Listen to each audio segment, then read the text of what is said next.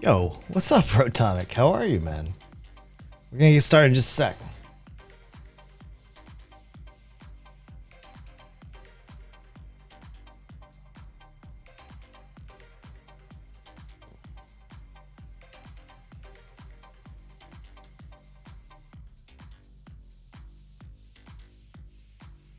Yo, good morning, everybody. Hi, how are you? It's so good to have you guys here. You like the teacup? There's a lot that's going to go wrong today. All right, just so everybody knows up front, I'm only one man, and I have so much to do. So I haven't quite set up my own graphics. I mean, so I have, but I have not. This is a problem. The biggest thing is I have the logo done and I have the overlay done, but I don't have like the good stuff done, you know? Okay, so I'm getting my Stream Deck also started and all that good stuff. Yo, what's up, Jetstreak? How are you, man? Dude, I was gonna text you yesterday, but I ended up getting like sidetracked big time. My brother came by and we hung out a little bit. All right, I'm updating the Stream Deck right now. Brillinator, good to see you too. I see you right there. Closer is, yeah. I mean, it's not bad, right? I am going to upgrade the camera lens, just so everybody's aware. The camera lens, it's going to happen. And I think I'm going to buy a Sigma 16 millimeter. And what that's going to do is kind of like change the focal length like this. So that way my background looks a little bit further away and a little bit more blurry. So that's going to happen. All right.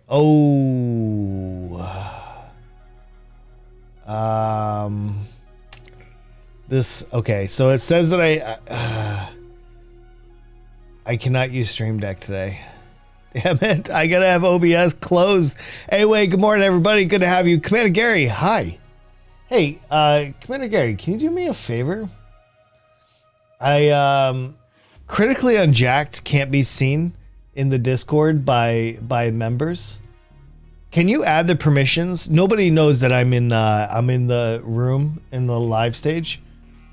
I just need the entire category of Unjacked to be visible to everybody. It's 4 p.m. Oh, it is 10 a.m. for me. 10 a.m. good sir. I hope everybody's good this morning. I want to explain what I'm going to be doing. Oh yeah, dude, I knew you were in Las Vegas, but I didn't know if you had like, boom, a hard shift or not. I feel pretty good today, and I want to say that today's going to be a very interesting time, and I'll explain why. Wait, what? Hold on. Why are these guys? Hold on. These guys are trying to get me to sign into all kinds of stuff. All right. Critically Unjacked. This is what it is. If you guys haven't seen the logo, this is what it looks like. Hold on one second. It's this guy right here. This is what my logo looks like. You guys should be able to see it. Why can I not see? Hold on. I marked this as episode 0 because there's going to be a lot of things that I need to adjust. There's a lot of things that are not complete yet. So what we're going to do is we're going to talk about different subjects. I have a live stage set up in the Discord so people can jump in and out only when it's necessary. So I plan on doing the content in segments. Let me explain what it is. Holy cow, let's go there first, all right? It'll be incredible. Good, I hope you do. Oh, no, I don't want to play games. Yo, what's up, Canadian Thor? Good to see you, man. Yeah, let me explain. Swoop, good to see you. Hello. Critically Unjacked. This is my new, I finally gave it a name, all right? Because Tea with Unjacked is a very different thing. When I do Tea with Unjacked, that is my interview podcast. That is the podcast that I want to invite people in. We have a conversation, 2 to 3 hours, and we just go for it. Critically Unjacked is different. Critically Unjacked is kind of like you're almost safe for work morning podcast, your lunchtime radio show. And it's as simple as that. We're going to talk about news. We're going to talk about current events. We're going to talk about politics. We're going to talk about Twitch. We're going to talk about creating content. We're going to talk about everything. I want this session to be an open session that everybody gets in on, not just subs or anything like that. So this is what I've done. In my Discord, I have a new section called Critically Unjacked. And there's several rooms. One is the About, so where I'm going to explain all of this. And then 2, we have the live chat where everybody can discuss what's going on live inside the Discord. We have a submissions room, a channel. There you can submit all your links that will be previewed and everything else. And if it's something interesting, I'll make a segment out of it. We'll talk about it. We'll have some panel members on it, and it'll be super, super interesting. And then the last channel we have is the feedback, where you guys can give me feedback on what you liked, what you didn't like, what you think that we should do in the future. So today I'm going to sort out some ideas with you, and we're going to have a conversation. The goal is twofold here, and I want to be right up front and transparent about it as well. I would like these full episodes to go onto my YouTube page so people can watch the entire thing. 2, I'm doing it in segments because I want to be able to cut up the interesting parts and start uploading them to Unjacked clips on YouTube. So we have 2 channels to feed content to. And at the end of the day, this is what I want to do. I want to be able to talk to you about interesting things and do it live with you guys. So here we are. Yeah, we're on Feedjack. Yo, what's up, Berlinator? Good to see you, man. Hi, everybody. Good to see you. Good to see you. Come on in. We're going to be talking about all kinds of stuff. And this is a highly participatory, yeah, there we go, event where you guys can submit content and everything else. You guys can also listen into the Discord if you would like audio only. You are certainly welcome to. All you have to do is be part of the Discord, and that's it. I can join or as you would like. All right, sounds good. And here's the goal. I only am going to bring people on the stage when we're talking about a certain segment that makes sense. I don't want to just keep somebody in the chat because that would go against kind of what I'm at. Let me go ahead and unmute myself in the Discord so everybody can hear that as well. So as segments come available and we're talking about certain things, we'll hop in and hop out. My goal is not to have a panel for 4 hours. That's definitely not my goal. What I would like, though, is to have that input as people want to come in and out. So please feel free to raise your hand, and that will be an option, of course, when we get into some content. But again, the Discord is there, so you guys can get audio only and everything else. Aside from that, good morning to everybody. Hi, welcome to Critically Unjacked. I still don't have my logo on my screen here. We should probably fix that. You guys want to fix that real quick? Hold on. Let's go. Let me just add one of these real quick. Hold on. Add existing. Let's go. Oh shoot. Shoot. Hold on. Let me just add one of these real quick. We're gonna do a lot of adjustments on the fly, and I know a lot of people will be like, "Oh man, come on," you know. But hey, it is what it is. Is what it is. Anyway, let's put. I'm gonna go with this one. Okay, hold on one second. So we're gonna bring this down. We're gonna see if we can put the logo up onto this screen here. Whoa, what is going on with this? Okay, there we go. We just had to scale it right. We got a lot of fixing to do, you know what I mean? Let's the purple kind of looks weird. Let's put it up here for right now. Okay, there we go. Now we have Critically Unjacked on the screen. So everybody's like, "Oh, what's going on? Have you muted in Discord yet?" No worries at all. No worries at all. Thank you, Rotonic. Appreciate that. Yeah, mute me wherever you want. It doesn't matter to me. Whatever gets you through is what we're going to do. So there is still an issue that they have not sorted out, just so everybody's aware. I do not have the Discord overlay for when people are talking. So it doesn't work on the live stage just yet. I'm hoping that feature will work eventually, but it's not there yet. If you want to submit All you have to do is go to the submissions channel and literally just put in your links, put in your thoughts, whatever you want to talk about. That is the one that I will monitor. So if you have some engaging content, link it in there. That's the only place that I'm going to take content from to talk about on here. So there is that. All right. Let's talk about when we're going to do this. So I have two other things, and I will show you a couple. Hold on. Has everybody seen? If you have not seen the new logos, it's in the artwork channel. All right, the new artwork. So we have two shows. We have Critically Unjacked, and we have Unjacked After Dark. And the goal for Unjacked After Dark is going to be my nighttime stream, where we talk about 18 plus stuff, where we talk about sex, drugs, rock and roll, and all the other stuff. That is going to be a unique thing that I'm going to do for 2 hours. Hi, Nala. Good to see you. My goal with Critically Unjacked, I think, on Tuesdays and Thursdays, I'm going to stream from 11 to 2. So you get 3 hours of Critically Unjacked, Tuesday and Thursday. We used to do this with Tea with Unjacked, but the problem is I don't have enough interviews lined up. I need somebody to help me book interviews. You know what I mean? That's what I need. Hi, Chrissy. Good to see you. Yeah, you can go to the Discord and listen in from there. You do not have to be here. But if you want to see the logos, please go ahead. I am working on my overlays and all that other goodness, and that'll be soon enough. That will be soon enough. What else? If you guys have any questions about any of this stuff, drop them in the chat, of course. I do want to talk about it and kind of see where we're going to take this. I want this to be a conversation between us. I want you to tell me what's going on in your life. Tell me what's going on in your part of the world. And I want to give you the same thing on my side. So that is Critically Unjacked, a 3-hour morning podcast. Today it's going to be 4 because I'm starting at 10. So Tuesdays and Thursdays, I'm going to start the stream at 11 a.m. my time. That's Eastern Standard Time.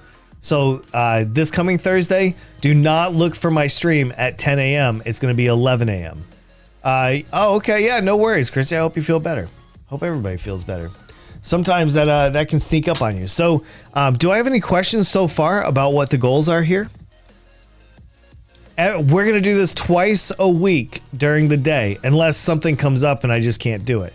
I am hoping that I will have content to go through on a regular basis. Starting today. What else? I need to write the about. So everything I just wrote, I'm going to put in to the about section. Hey Gary, thank you so much for helping me get the scene for everybody as well. I appreciate that. It's good to have everybody listening on the Discord, and that's something else I want to work on. I really need to get this Discord kind of jamming. So we're gonna try to try to use the Discord as much as possible. Yeah, tell you more about it. What about the show? So, all right, I'll just recap it for everybody that just came in. The goal for this show is twice a week, a 3-hour show from 11 a.m. to 2 p.m. Eastern Standard Time. This is where we talk about news, current events, talk about whatever we want, whether it's like Twitch content creation or something else. That's what we do. All right, so the goal is quite simple. To have a conversation. Tea with Unjacked is my other podcast, which you could see if you wanted to go to this link, for example. All right. If you went to there, you would see my Tea with Unjacked. This one is going to be a little bit more current events and like more of like a radio show, right? So if you're into radio shows and you tune in at like, hey, listen to Joe and Joel, in the morning on 95.7. We'll see you after this news break, like that kind of stuff. But for the internet, where I can swear and talk about boobies and whatever else I want. So there's that. So this is my safe spot to have a conversation with other adults and young adults. If you have questions, you want to engage, you can. However, Unjacked After Dark will be more of the adult stuff. Will be more of the mature stream. Okay. So hopefully we have the difference. I'm going to have 3 different shows. One I just do from time to time, which is Tea with Unjacked. If I have a good interview coming up, then I'll go with Tea with Unjacked. If I want to just do Critically Unjacked, where I have a 3-4 hour session, that's what this is. Okay, I think I've over-explained this, right? Is everybody good this morning? Everybody got their coffee? Hopefully. Everybody's good? Let me see. I'm looking into submissions. What are we going to start off with? Does anybody have anything like huge that's going on in the world? What's going on in the world that is bothering you right now? Can I just ask that question? I'm really flying by the seat of my pants for this one. You got your British tea? Good. I hope you do. Yeah, well, here's better because you got the visual, right? And like if there's a video of a podcast, then I want to watch that. And this is no different. This is absolutely no different. This right here, my friend, is going to be this is going to be one of my favorite things to do. What is going on that we can talk about to kick this thing off? I have no idea. What's bothering me is that living in the hood, so they're all targeting me. You know, I used to be, I'll tell you a little story about that. I was the only white guy that lived in my neighborhood when I was in Augusta, Georgia. And I have to say, it was one of the best times I've ever had. Like at first they would, they'd walk up the street, some of the kids or whatever, and they'd call me names and throw rocks at me and tell me to get out of the neighborhood and stuff like that. But once we got to know each other, honestly, I lived there for almost 5.5 years. And I have to say, it was good. I think overall it was really good. They had a pretty good respect for me after a while because they realized I wasn't moving and I wasn't taking their shit. So once we got on the same page, it was so good, so good. My businesses, no, not really. And you know, the thing is about businesses, it's summertime, and summertime is absolute shit for like online sales and stuff like that. And so business has not been very good the last few days. Plus, I definitely have some, I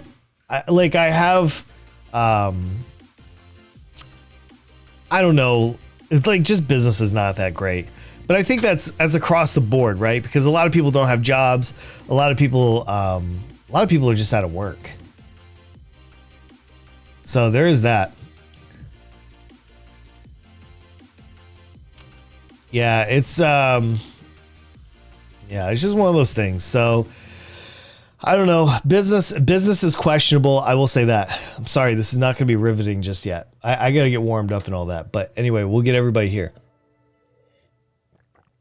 Business is okay. What else is going on? With me personally, it's summertime, so all the kids are out of school and everything like that. But they start back in about a month. But yeah, business is fine. The filter business has been kind of questionable. And I'll tell you why. I think a lot of people, I think are just kind of getting vaccinated, and so they're going out, they're traveling, they're not doing as much at home. Want to talk about COVID? Do I don't know. Is it anything good? Let me see. Oof.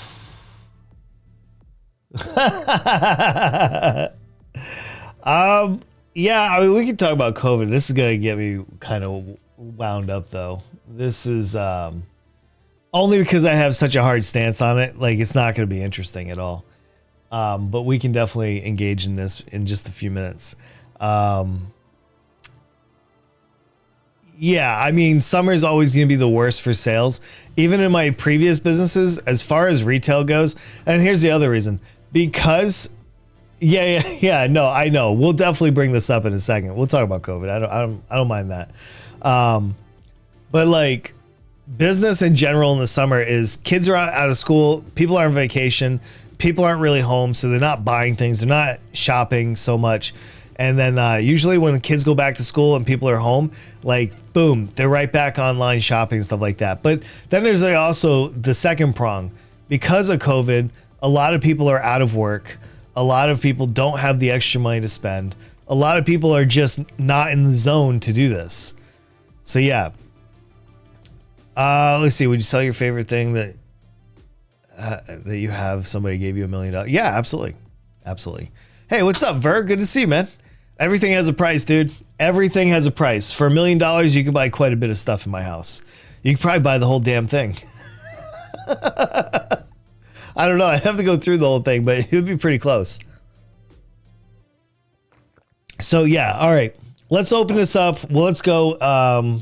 Let's see what we have here. This is one of our first submissions here. My husband refuses to get the COVID vaccine because of ridiculous conspiracy theories. What should I do? Like I said, this is gonna be kind of like a boring take, but I think this is worth at least floating out there. We can talk. Yeah, I am a business guy. I am absolutely a business guy. I've run 7 small businesses in my life, and I've done just fine. This is my point. All right. Honestly, I was in Walmart on Sunday. And this is what gets my ass every single time. I pull up into the parking spot and I watch people go into the store and everything like that. And literally these guys, like the wife will have the mask on, but the husband won't.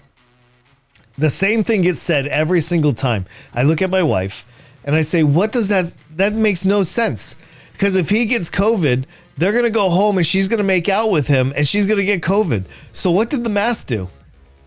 Honestly, I think if it doesn't even matter if it's the husband or wife.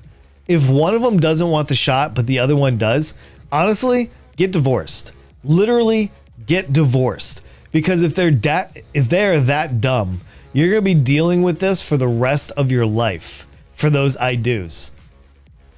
If you are this dumb to not go get your vaccine, and for those that are unvaccinated in my audience, you're like, I don't care, I'm not getting it. You're dumb. All right. I'm just telling you right now, you're absolutely dumb. You need to go get this vaccine. It's going to save your life. Stop listening to non-doctors on the internet, Facebook, and Fox News. Honestly, I wouldn't want to be with somebody that doesn't know reality versus a conspiracy, if I'm being real. Okay. No, I'm not going to go through the article and read it word for word. That will take me way too much time. If there's something in particular, but I don't want to go through this. This would be so boring. That is way too much. Way too much. I know all the conspiracies already. So that's why I'm like, this is going to be boring because I have such a hard stance on it. It's not even negotiable. But if you guys want to read a lot of this stuff, all you got to do is go over to, let me see, subreddit, go over to coronavirus. Okay. And you could, or you don't even have to do that. You could just go over to leopards ate my face. Here, just go over here and you can read all about everybody that's on their deathbed asking for the vaccine and then them saying, sorry, it's too late. So there is that. Yeah, no, those are the 2 points. And this is what I'm saying. You need to get out of that relationship. That's not a healthy relationship. Because if the spouse won't do what's right for the family by keeping themselves alive and helping the family continue on, I don't know what kind of significant other you have. You have somebody that wants to be a non-player in kids' lives and the spouse's life. If I'm telling you right now, if my spouse said to me, I'm not getting my shot, I don't believe in it, and COVID's a hoax, I would literally say this is a sad day. And we'd go and file for divorce. It's that simple. The belief in the conspiracy, you have a very gullible significant other. I understand that people fall prey sometimes, but at the same time, this is too dangerous. Literally too dangerous to be playing around with. Like, we can talk about how the World Trade Tower 7 all of a sudden didn't get hit by a plane and came down. That's a conspiracy. We can talk about those things. They're a little bit crazy, but they're not going to kill me today. You know what I mean? Like, COVID will kill me today or 2 weeks from now. That's exactly what I'm saying, Roki. Is like, I just feel like the selfishness is more than a marriage can handle. And I think COVID is no different than that. But here we go. I'll show you guys some. Let me see. Has COVID for the second time. Like, here's a guy. He's had COVID twice now. Literally twice. Why is my res not working? Usually this works. For some reason it's not working. I don't know why. All right, but here, I will just click this. Picture, please. There you go. For the second time, this is a guy I wouldn't want to deal with. Like, if I was his wife, we would divorce. Because if he's too stupid to go get the shot, then he's too dumb to be married to me. Do you guys feel the same? Do you guys have like a breaking point where you're like, yeah, I could live with that? I know there's gonna be a lot of people that are like, that's unfair. I don't know what's in the vaccine. Well, to be fair, you don't know what is in any of the other vaccines either, but you still took them. You know, I don't know about you guys, but I'm trying to live. I am trying to live. But you know, if this is something you want to jump in and we can talk about. I don't find this necessarily interesting just because it's happened so many times. I just feel like this is a repeat of over and over and over again. So my take is probably pretty boring on this. Yeah, I think it is. Yeah, we still take it. I mean, I don't know what the smallpox shot has, but I still took it. So I wouldn't get smallpox. Like, and I can say that for every other shot that I've taken as well. I mean, unless you're a scientist and you're doing vaccinations for a living, like, I don't really know what the point is, you know? So there is that. Does anybody have anything like to chime in on? Does anybody disagree with this? I feel like this is a pretty standard take. I know that there's a small minority that would push back on this, but I'm just curious. Anybody? I see that nonfiction is dropping a bunch of content in there, and you guys can do the same thing. You guys can literally go into the submissions and you guys can drop links. And if I find something interesting to make a segment out of, we'll do it. And not everything is going to be a segment. Not everything. I didn't have a choice. Why? Why would you wish that you had a choice? Would you rather have the measles or smallpox or the other? Like, I can tell you right now, I'm glad I didn't have a choice. I'm glad that my parents cared enough to keep me alive. If, honest to God, if my parents had not gotten me vaccinated, I definitely wouldn't have engaged with them as an adult. I would have left them. Yeah, that would be so horrible. If they didn't vax me, I don't think I'd have a relationship with them at all.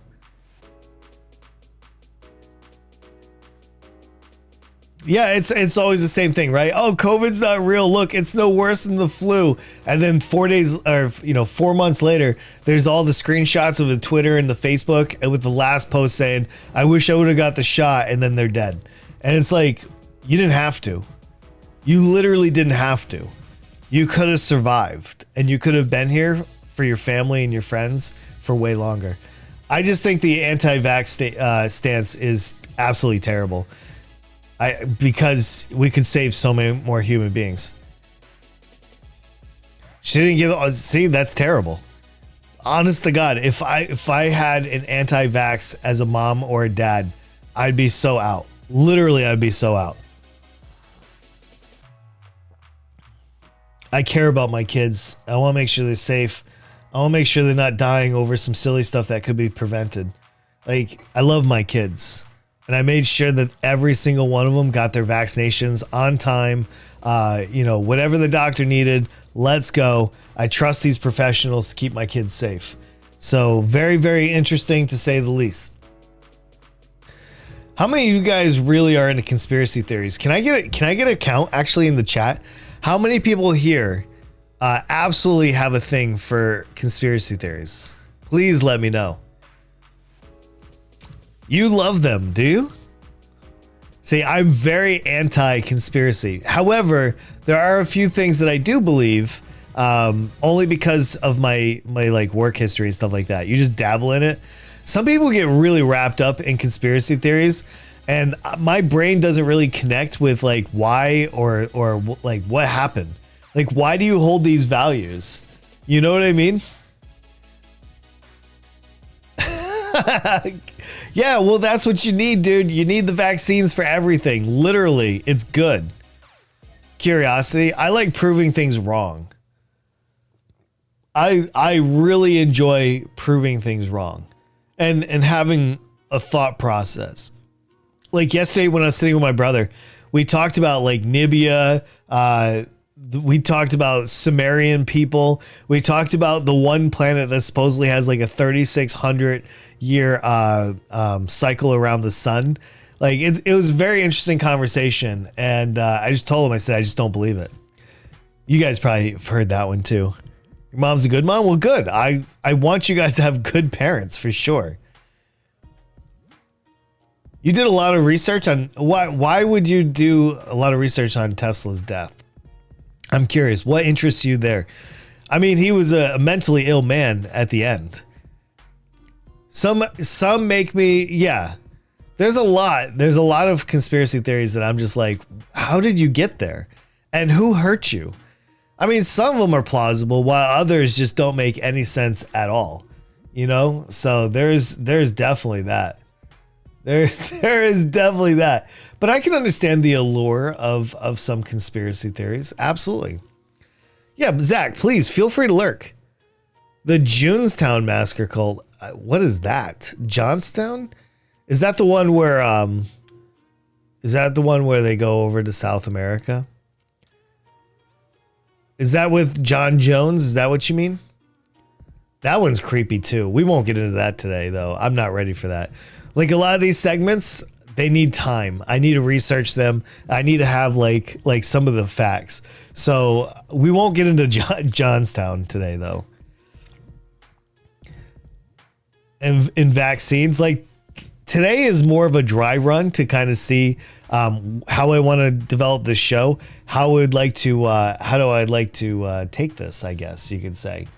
And yeah, there is that.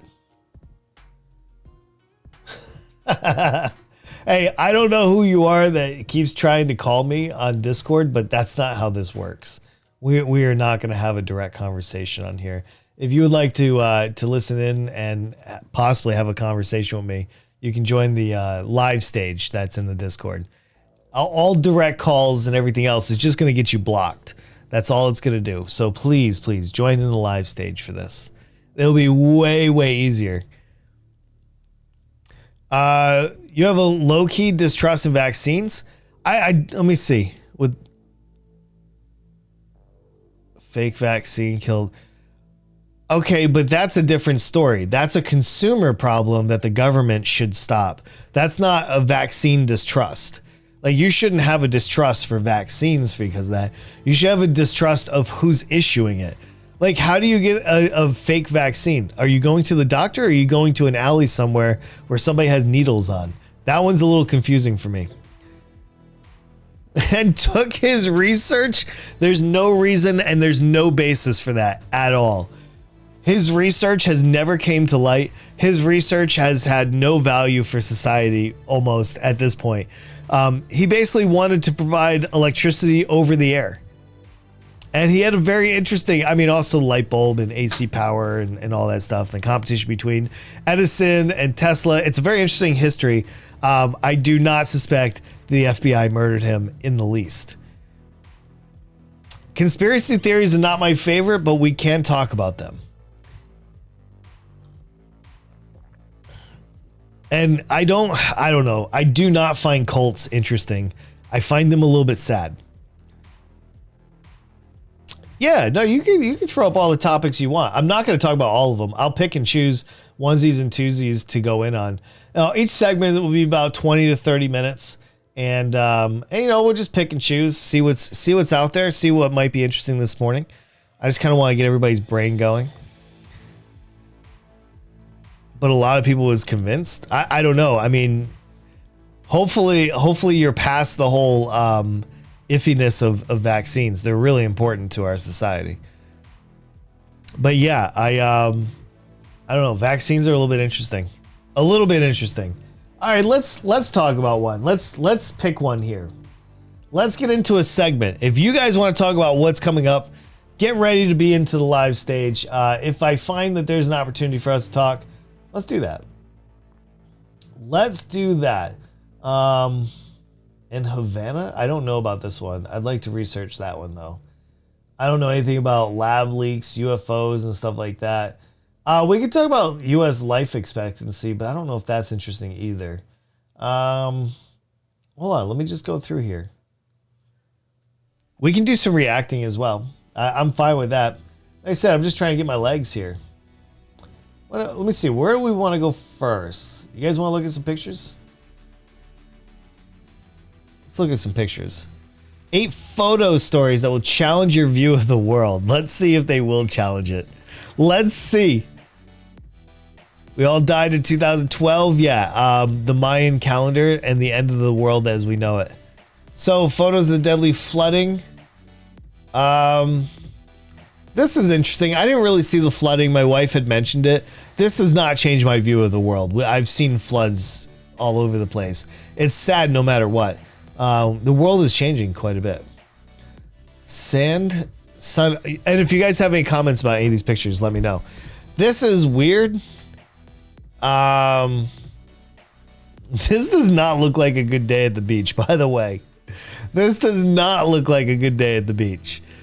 I'm trying to see. Oh, do I have anybody here that was affected by the wildfires on the West Coast or anywhere else? We actually have some fires here right now in New Hampshire, and that's kind of weird to me because we have a pretty wet area.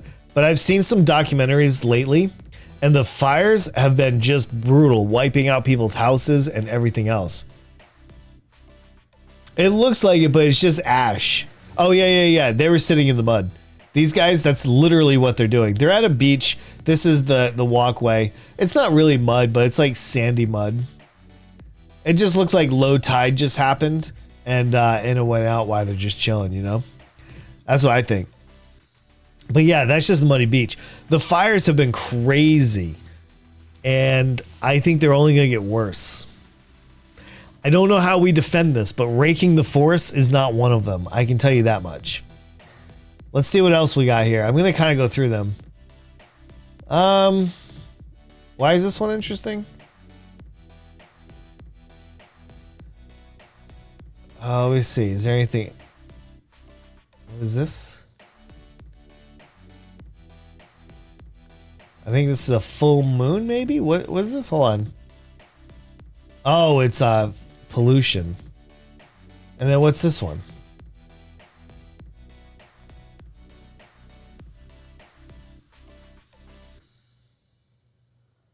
I don't know. There's nothing there, I think. I think there's nothing on that one. Mud Beach, yeah. No, those fires, dude, those fires are crazy. Absolutely crazy.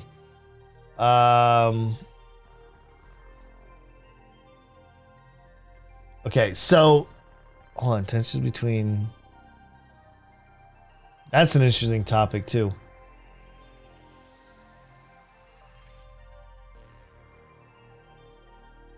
All right, guys. I'm hitting the 1 hour mark. I don't read I'm a piece of shit. I do not read that. And the only reason why I don't read that is because all it is karma farming. Literally, it's just karma farming. There's nobody that's legit in there. Like, I feel like every single story on there is just completely overblown and everything else. It's absolutely crazy, dude. So I stay away from am I a piece of shit? I also stay away from other karma farming subreddits like that as well. All right. Let's bring people in. Non-fic. Let's talk. Guys, I'm going to pause my music while she jumps on as well, and I'll say good morning. Let's get the old noggin working here. Hi, Non-fic. Good to see you. Good morning. Hello. Hey, what up? Hey, not much. So, all right. You've just been posting a whole bunch of links. Well, yeah, I'm looking through the news to try to get you something that you want to cling on to. I appreciate that. There's a lot about the Olympics going on. You know what? Interesting thing about the Olympics, and I'm glad you just said that. I was kind of excited. The Philippines yesterday won the very first gold medal for their entire country. They've been trying for over 100 years, and they finally scored one yesterday. I'm a little scared though, because once they get a taste of the gold medal, they're going to want more. So what are you watching the Olympics? We're Olympics. We're all for Olympics pride or Philippines pride, right? Yeah, absolutely. Filipinos have big time pride. Are you watching it at all? No, I'm not. I was just looking at news articles when you said you were looking for topics. That's fair. Hey, in the chat, let me ask you guys a quick question. Do you like the Olympics or not? It's a quick yes and no. All right. Yes and no. I just want to mention this. I find the Olympics interesting. I have no idea why they were not boycotted / canceled this year because of COVID. I think it's very unfair and they should have just paused the Olympics. I found an article on that. I'm going to go back to it. Yeah, I think that they should have canceled the Olympics today. Miss Universe. Wait, Miss Universe is something very different, sir. Very different. Although the Philippines certainly has their world beauty winners, right? Let's see. Yeah, there is that. And all right, so hold on one second. I'm trying to click. Do I have anybody from the Philippines here right now? I actually would like to ask a question. I would like to know how that Olympic win actually like translated into the Filipino society. I don't live in the Philippines currently, so I have no idea. You do? How are you guys celebrating the win? How are you guys enjoying that? Are all the Filipinos proud and like super excited? In an empty stadium. See, this is what I mean. Like if you can't have people come into the stadium, like why even bother? Like you're putting all these people at risk for no reason whatsoever. I haven't watched it. I don't have TV. I could care less about it, to be honest. I don't feel like it's this year. Like I like the opening ceremonies more than like anything else from the Olympics, you know? Do you? Are you a ceremony type of person? Well, it's just like a form of art, you know, and it shows off the country. I agree. That's like the biggest thing that I think it's there for. I think the Olympics is really important. Like a lot of people don't understand like how important it is. This is for like cultural like connection, you know?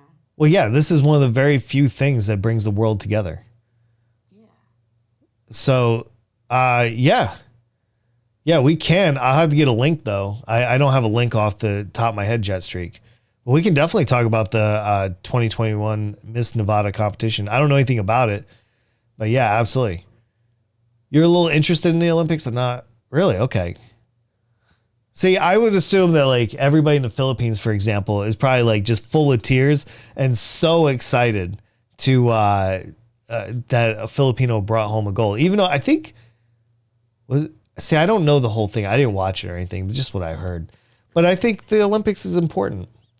I just think we could have lived without one during COVID. That's all. That's my only thing. Yo, Mario, what's up? I have you on Discord. Try challenge me. No, I'm fine. There's no interest there.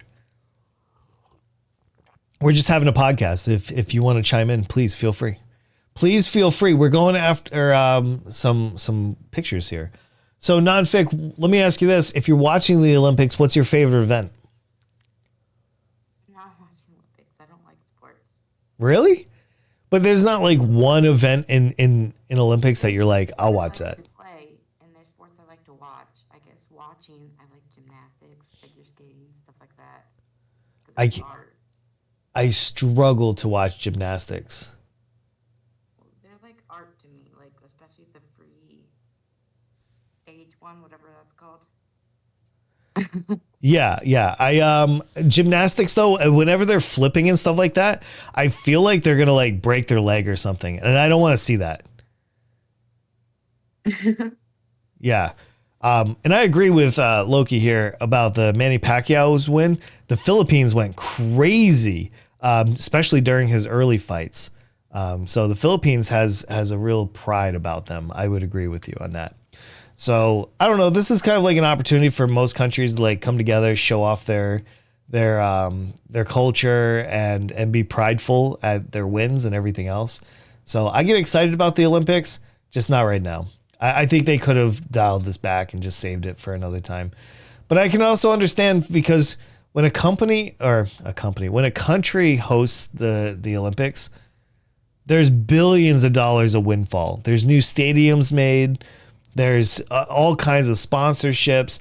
Like a country getting the Olympics is financially huge. So I can understand why Japan maybe didn't want to give up that opportunity. But it's just a shame that, we couldn't have just said, listen, you can still have it 2 years from now. So yeah, there's that. How many people here actually, I'm going to block this guy in a second.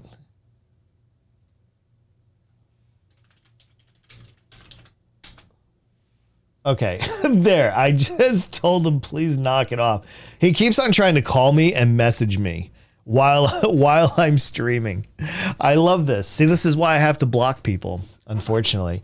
My favorite Olympics event would probably be for the Winter Olympics. It's so scary because I wouldn't do it, but the long jump, ski long jump is very interesting to me. Watching people just flying off some of the biggest ramps ever. Just Streak, I'm going to pull this up. I probably won't talk about it today, but maybe on Thursday. Some of these topics I'm going to need to read up on and all of that. Yeah, we're not searching while I have that up on screen. Trevor asked your favorite summer Olympic sport. Favorite summer? Ooh. Which one is interesting?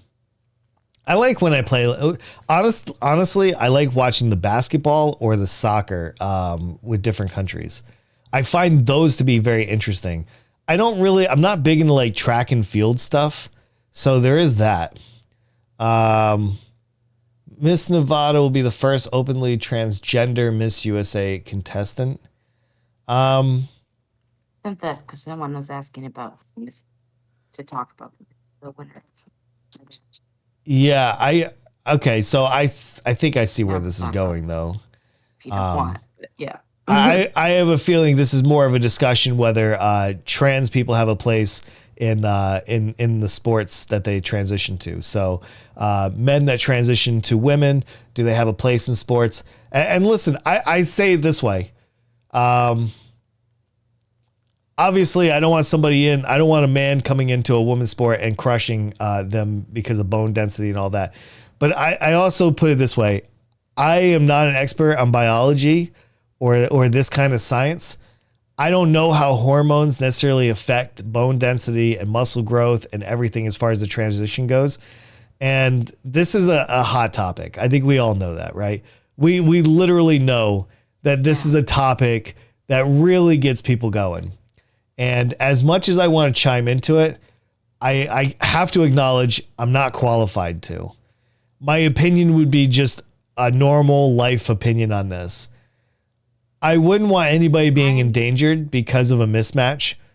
And I do believe in stuff like, weight classes and stuff like that as well. What you got, Nonfic?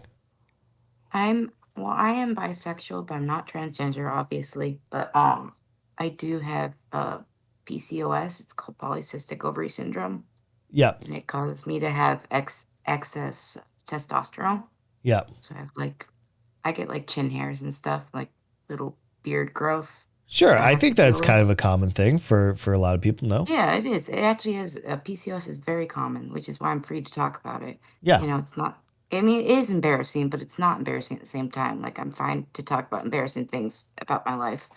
But, yeah, but like with that, like I can see how like excess testosterone or excess estrogen affects the body, Yep. And like that kind of leads into that conversation, I guess. And so like I see why like people want it to be even, but I also see like how the excess testosterone or excess estrogen may affect the odds, I guess, like in Olympic sports, let's say. Yeah, I mean, absolutely, right? Like how long was it that somebody transitioned? How like It's Well, I can see how like the testosterone and estrogen like affect like your muscles, affect your body, and like how it can affect the sport itself. You know, it's different than steroids, but similar in a way that it affects the gameplay, I guess. like I think we should not underplay hormones for sure. Mhm. It's one of those things that really affect, I mean, everything from puberty and how we grow and steroids and stuff like that. Like I don't want somebody that maybe just made a transition that their body hasn't adjusted. I don't know how you test whether the fight is like fair or not, right? We have different things like weight class, you know, and different things that we can divide people up in. But this is a different area. And I'm not qualified to say when it makes sense and when it doesn't. But I do say, like, if I had my daughter, like, let's say my daughter was a wrestler or MMA fighter or whatever, and she was going up against somebody that was like just transitioned over, and I don't think I'd be comfortable with that because I know how hard I can hit, and if I had just transitioned, it's probably gonna take some time. I just don't know like the timeline. I don't know enough about it to make like, I know a lot of people who just want to be shitty to the LGBT community, and I get that. I get like some people are just like, yeah, screw those guys. They don't deserve that, you know? But I don't know. I just always go back to we have one life. We have 80 to 100 years. I'd rather spend it not being shitty to people and give them an opportunity to be whoever they want, you know? So at the end of the day, Yeah. I just have a lot of The love. Bible says, Huh? I said, fun fact, the Bible says that the human life expectancy is up to 120 years. Yeah, I think some people, I think probably like 0.001% have actually made it to 120. There's actually been some recent ones that have just passed away around 120. I think that'd be cool. If we can get to 120, 150 in my lifetime, that'd be so exciting. And Yeah. just as a point to Jetstreak, in the PI or Philippine Islands, in the Philippines, LGBT is so celebrated. If you watch some of their main daytime talk shows, they have lots of transgender and lesbian, gay, all of it. You know, every flavor that you want. They're very celebrated there. Most people there, they don't get wrapped around about like, and it's an extremely religious country as well. So take that for what it is. They're primarily Roman Catholic, and you would think that it would be off the charts about unacceptability and everything like that. But usually if a Filipino parent finds out that their kid is gay, they just kind of like nurse it. They're like, we still love you. And they just, I don't know, it's a different kind of embrace than we do in America. When I first went over there and I realized like really how gay the country is, I was surprised. And not surprised to be like, oh my God, there's a bunch of gay people. I mean, surprised at how accepting the Filipino families were. Like over here, I grew up with friends' parents that were like, if my kid's gay, they're out of here. You know, like it was just kind of like a very different culture, just so much more accepting. You know, they didn't use their religion as a weapon. I'm so used to people using it as a weapon, but not there. It's very different. I mean, I'm sure they do to some point, but not in that regard. I mean, I'm Legally here to married. answer any questions about religion you want. Yeah, no, and I understand. My mother forced me to go to church when I was a kid for like 6 or 7 years, every Sunday, sometimes on Wednesdays, and it was awful. It was literally awful. But I am thankful that I went because I got to see all the stuff that I thought was bad, and it was an interesting time. I do not attend church. I'm a pretty hardcore atheist, but I do respect other people's beliefs. I wouldn't shit on somebody just because they believe. I have problems with it because how it's used, and I feel like it's more of a control thing than it is like a morality thing.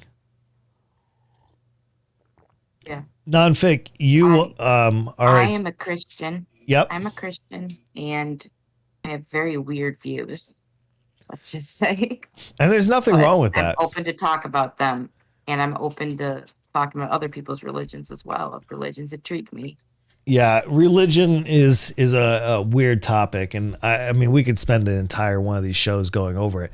I would say, if you believe, believe. If it gets you through this life, go for it.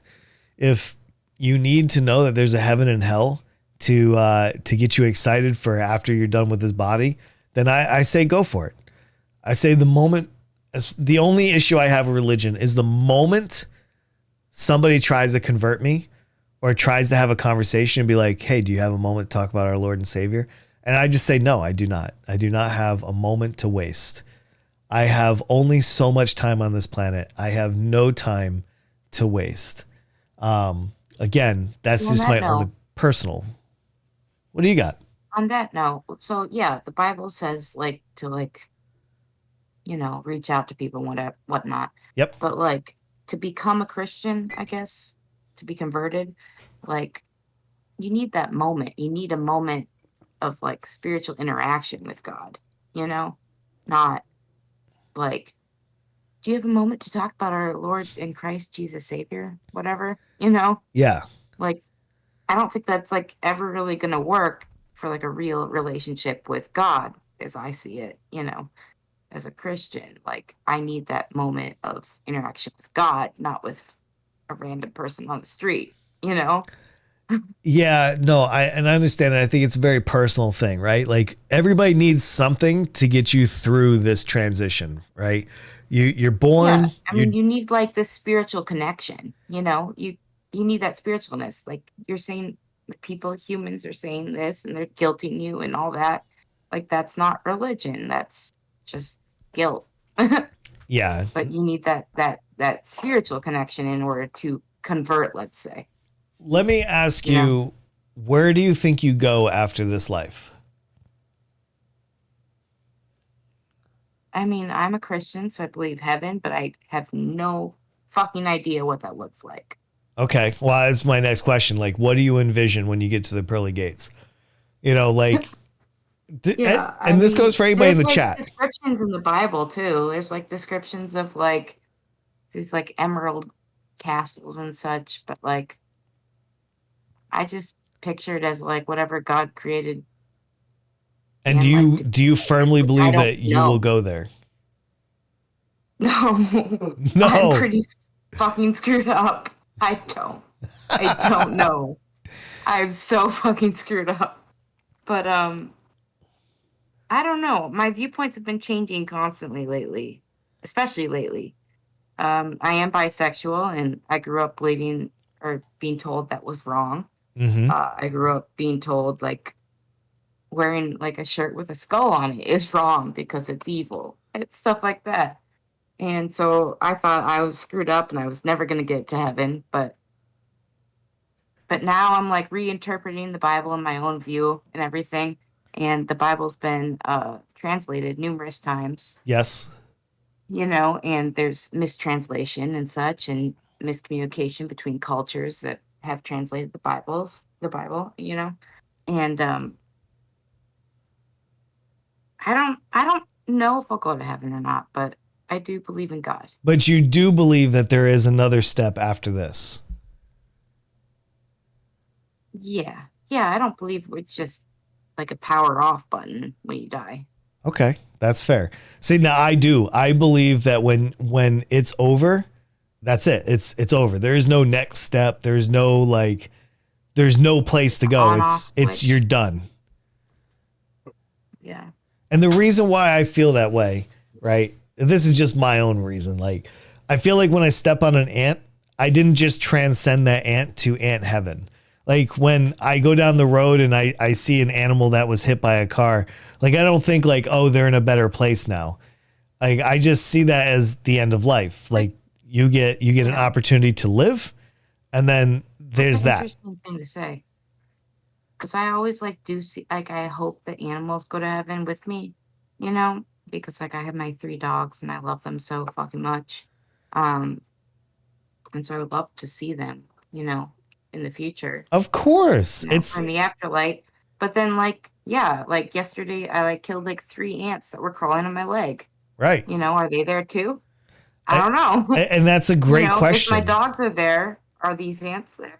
And I want to see everybody again. Don't get me wrong. Like the idea of a heaven and a hell, to me, even if the worst situation is hell, right? The worst situation, I'm still alive in a way. You know what I mean? Like, so to me, that's like romantic almost. Like free eternity? Yes, please. That's a way better alternative than just dying and that's it, at the end of the day. I want to address what Jetstreak just wrote in the chat.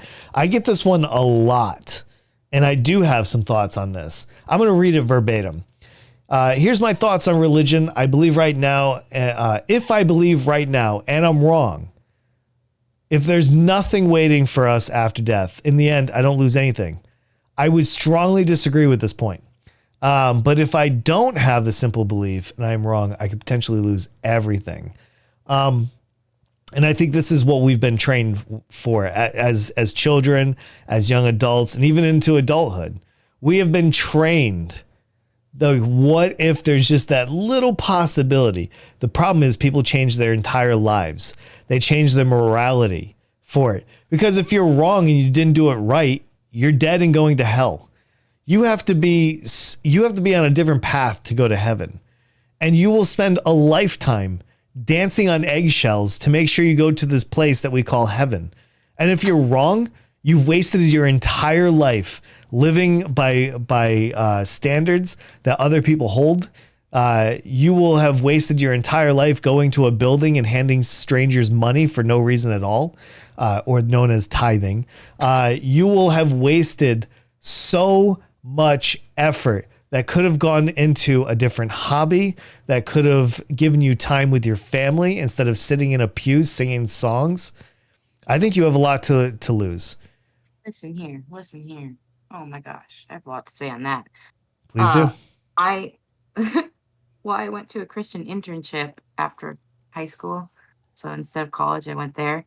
And so it was like pure, like 24/7 being a Christian and like singing songs, worship, all that. Yep.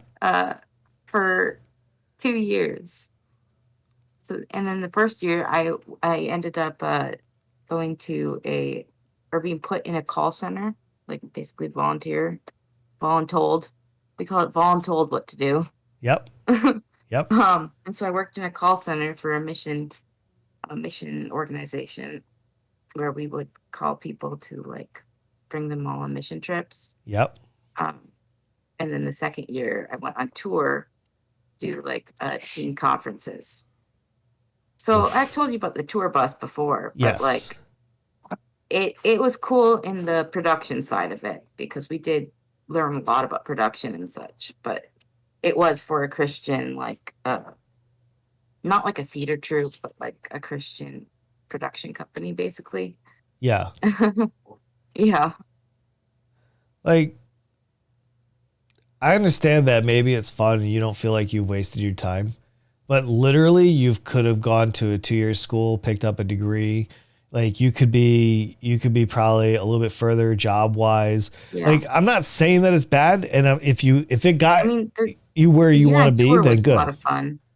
The year on tour was a lot of fun, but the first year was like, I don't regret it because of like experience I gained, but yeah. And I'm not trying to shit on anybody here either. I don't like it either. Let's be real.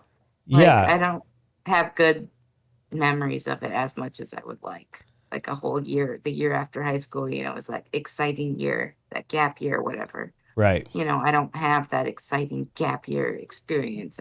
It's more just like, well, I did that. Well, there's that. I just feel like life is very precious and I feel like there's no time to waste. And I don't value those things, so I naturally see it as a waste, even though more normal people probably would not, right? Completely disagree with me. I am not trying to convince anybody to give up your religion. All I'm merely doing is sharing how I feel about it. And I do feel like it's a waste. I really do. Because every year you're out doing a mission or some kind of nonsense, you're not getting the stuff that you really need in life. I mean, honestly, that's why religion's so important to talk about because until like 2 years ago, let's say, I just basically did what I was told. You know, Yeah. like everyone told me what to believe and who to believe and all that. And like, this is wrong, this is right.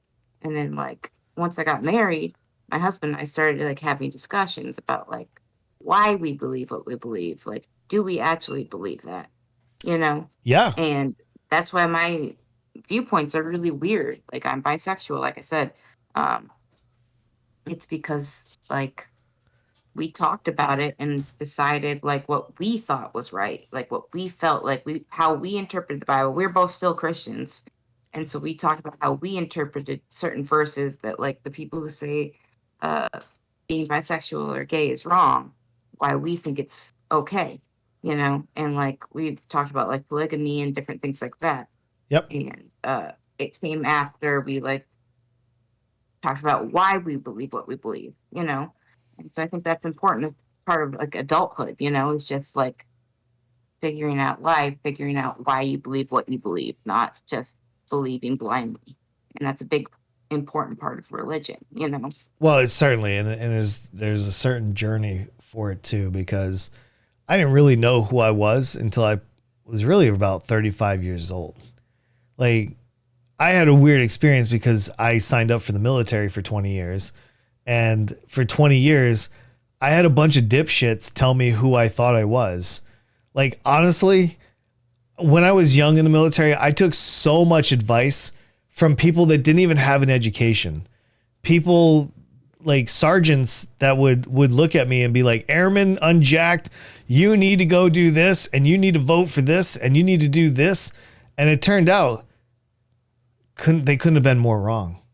They literally couldn't have been. Yo, what's up, Fitz? Yeah, it's me and Non-Fic. We're just having a conversation about religion and stuff like that. And again, I would like to make it clear to anybody that's just coming in and doesn't have the context of our conversation. I am not challenging anybody's beliefs. You need to have the belief of whatever it is that takes you through this life. All right. So if believing in one God or 50 gods helps you make it to the end and be a decent person to your community and stuff like that, then I support it. If you need that, then go for it. Yeah, Non-Fic, go ahead. I got this anyway. So we're talking about religion, and like I'll give you a little bit of an example. So when I was a teenager, my mother would force me to go to Sunday school, listen to the 1 hour sermon, and then we would spend like Wednesdays on special events like Christmas and stuff like that. She'd go there and tell us like, let's go, everybody in the van, we're heading to church. And I'm thinking like, Jesus Christ again. And this is how this went down. After attending the same church for 7 years, right? My mother and my stepfather knew everybody in the church. You're going to love this, right? You're going to love this. They went to people's houses. People came to our houses. They donated like hundreds, if not thousands of dollars to the church. They donated hours and hours and hours. 7 years later, my mom announced to the church that her and my stepfather were getting divorced because my stepfather had a gambling problem and it was so bad it just ruined the marriage and everything. You know what the church did? You would think the church would say, hey, let's see if we can help you guys through this. Let's see if we can patch this up. Maybe see if we can get you some help or something like that. Nope. They were kicked out of the church and they were told not to come back. That's right. They got divorced and the church turned their back on them and said, hey, thanks for all that money. Thank you for everything you've done for us. And get the fuck out. And that's what they did. I've never seen my mother so devastated. You know what she did right after that? She found another church to get a good start again. Couldn't believe it. I could not believe it. But that's a true story. My mother got ostracized from the church and I don't know, whatever they call it in Christian world, excommunicated or whatever. But anyway, she was not allowed to attend any more services. And that was straight from the pastor and his wife's mouth. There you go. Bam. There's your church. Always on your side, right? Not wasting your time or money at all. I mean, if you need to be taught certain values, if you need these things, then I'm glad that you have them. I'm super glad that you have them. I just don't find a value for me personally, and that's just where I'm at. But yeah, when I saw my mother absolutely just told, don't come back. We don't support divorce and you're not welcome here anymore.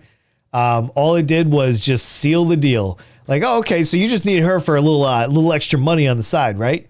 And that's all it was. That's literally all it was. It was gross.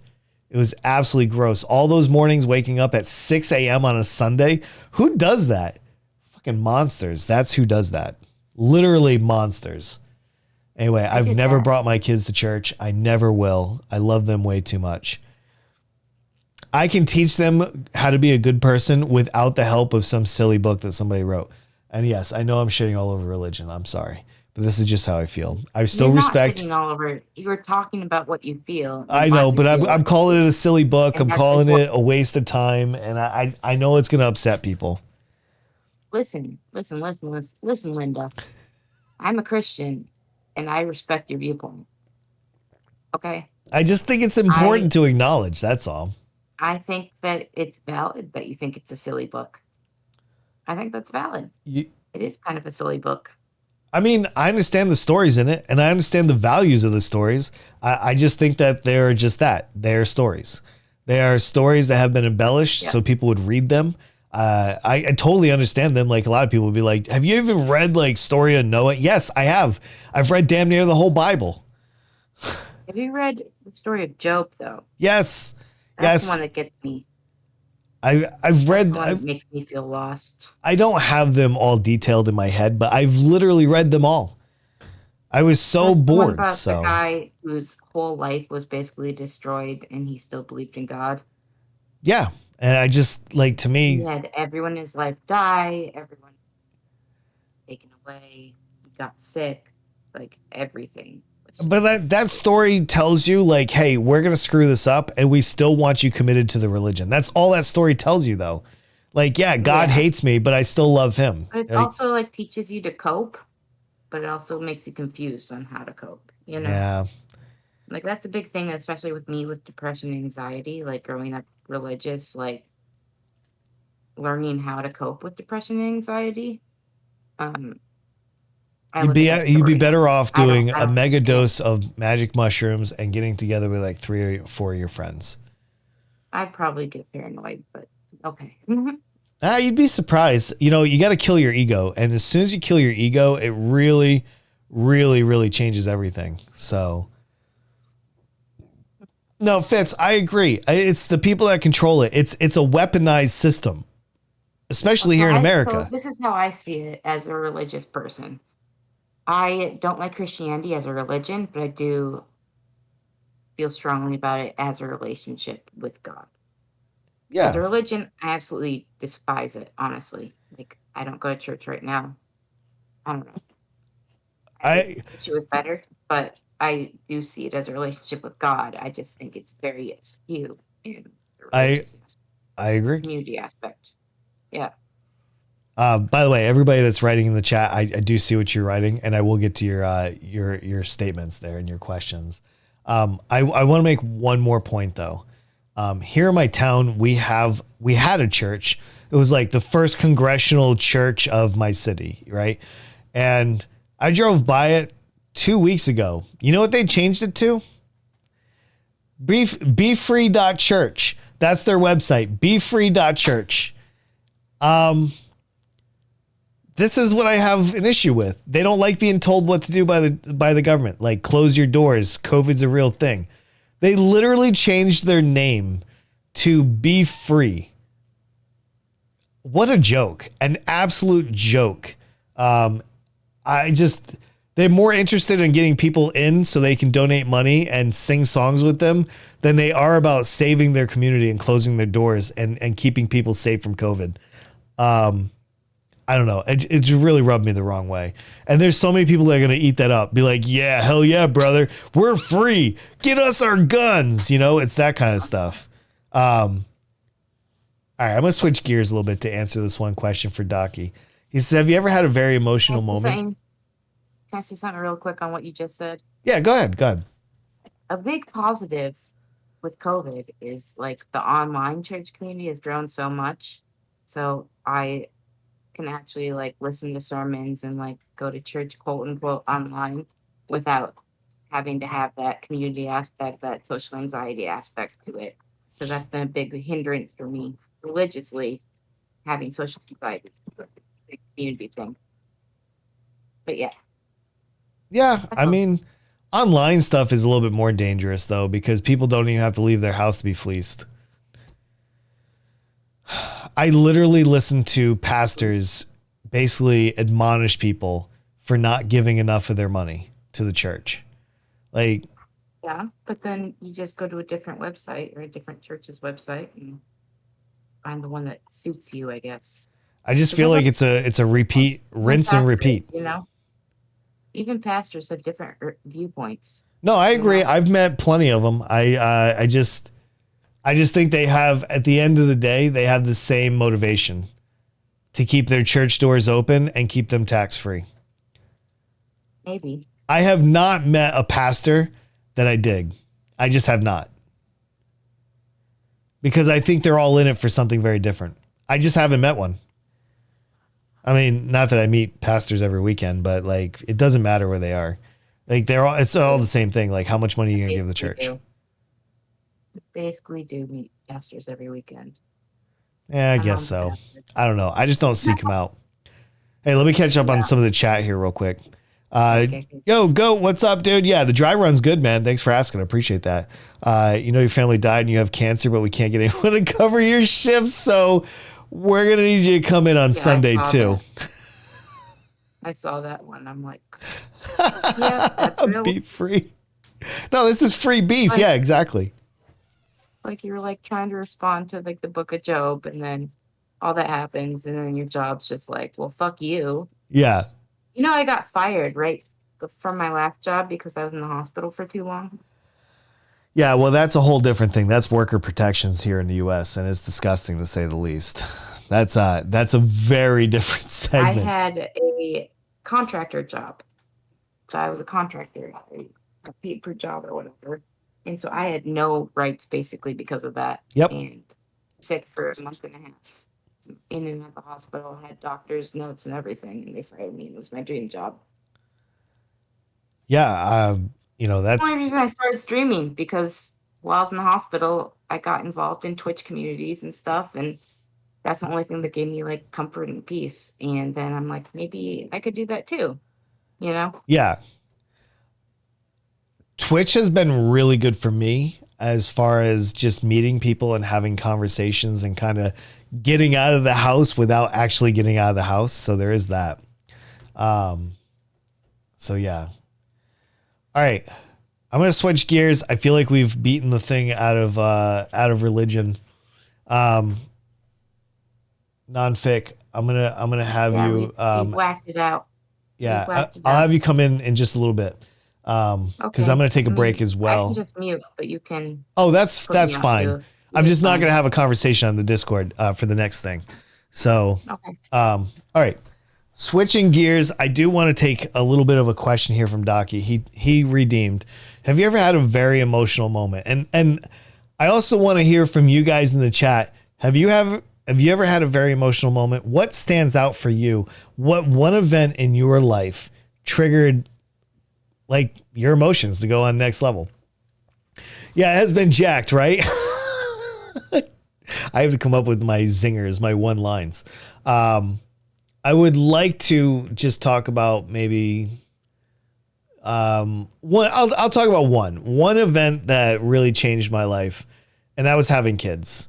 And I'm not talking about just the act of having sex and then pregnancy and then boom, a kid's here, but like literally holding each one of my children, you know, when they were born or right after they were born. I missed two of the births just because of my job. I was on the other side of the world or something like that. And I wasn't able to be there, but I was able to hold 3 of my children after they were born, and it was unbelievable. Yo, what's up, Pocket? Good to see you, dude.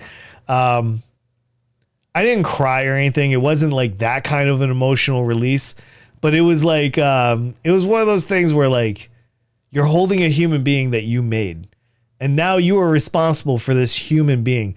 So when you're in like junior high and you're in high school and you're in health class and you're like, here's an egg, this is your child, take care of it. It's not the same. But just know one day if you hold one of your, a child that's yours, like it's a very emotional time, and it will set you apart from anything else in your life because nothing else will even come close. And now I have 5 of those human beings and they're so cool. I made a basketball team, a very short one. Hey, Pocket, it's not the best yet, but this is my dry run and we're going to see if we can get this better. I want to take this to another level. So I would like to know what changed your life. And on that note, yeah, well, it's pretty good. This is my first one. Hey, Pocket, did you see my other logos by chance? Yeah, not bad. Not bad. We've had it up to like 20, I think. We'll see. It's going to take me a few times. But this is not about followers or viewers on Twitch. So everybody realizes that while you guys are thinking about this stuff, yeah, I have 2. So this is Critically Unjacked. This is the logo. And then I have Unjacked After Dark, which I'll be doing at night with more panels and everything else. And I plan on using this content for YouTube and TikTok. So I'm going to take segments, I'm going to cut them up, and we're going to flood YouTube with them. And that is how I'm going to grow this channel. I'm going to start using my social media way more and putting content out there and everything. Go ahead, man. Hey, thanks for stopping by. I appreciate that. I'm going to take a break while you guys tell me about your emotional moments in your life. Thank you. I appreciate that, Pocket. I'm going to go get a little bit more tea. We're going to go ahead and pause for about 2 minutes. Non-fic, if you want to talk to the stream, go ahead. I'm going to mute my mic. I'll be right back. That's good. Sorry, my dogs are playing, but I'm going to try to keep them shut up. So dope. Great viewers for a dry run. Yeah, it is great viewers for a dry run, but that's because it's on Jack. Like, I mean, look at his shiny head. It's awesome. Hold on. Hold. Please hold.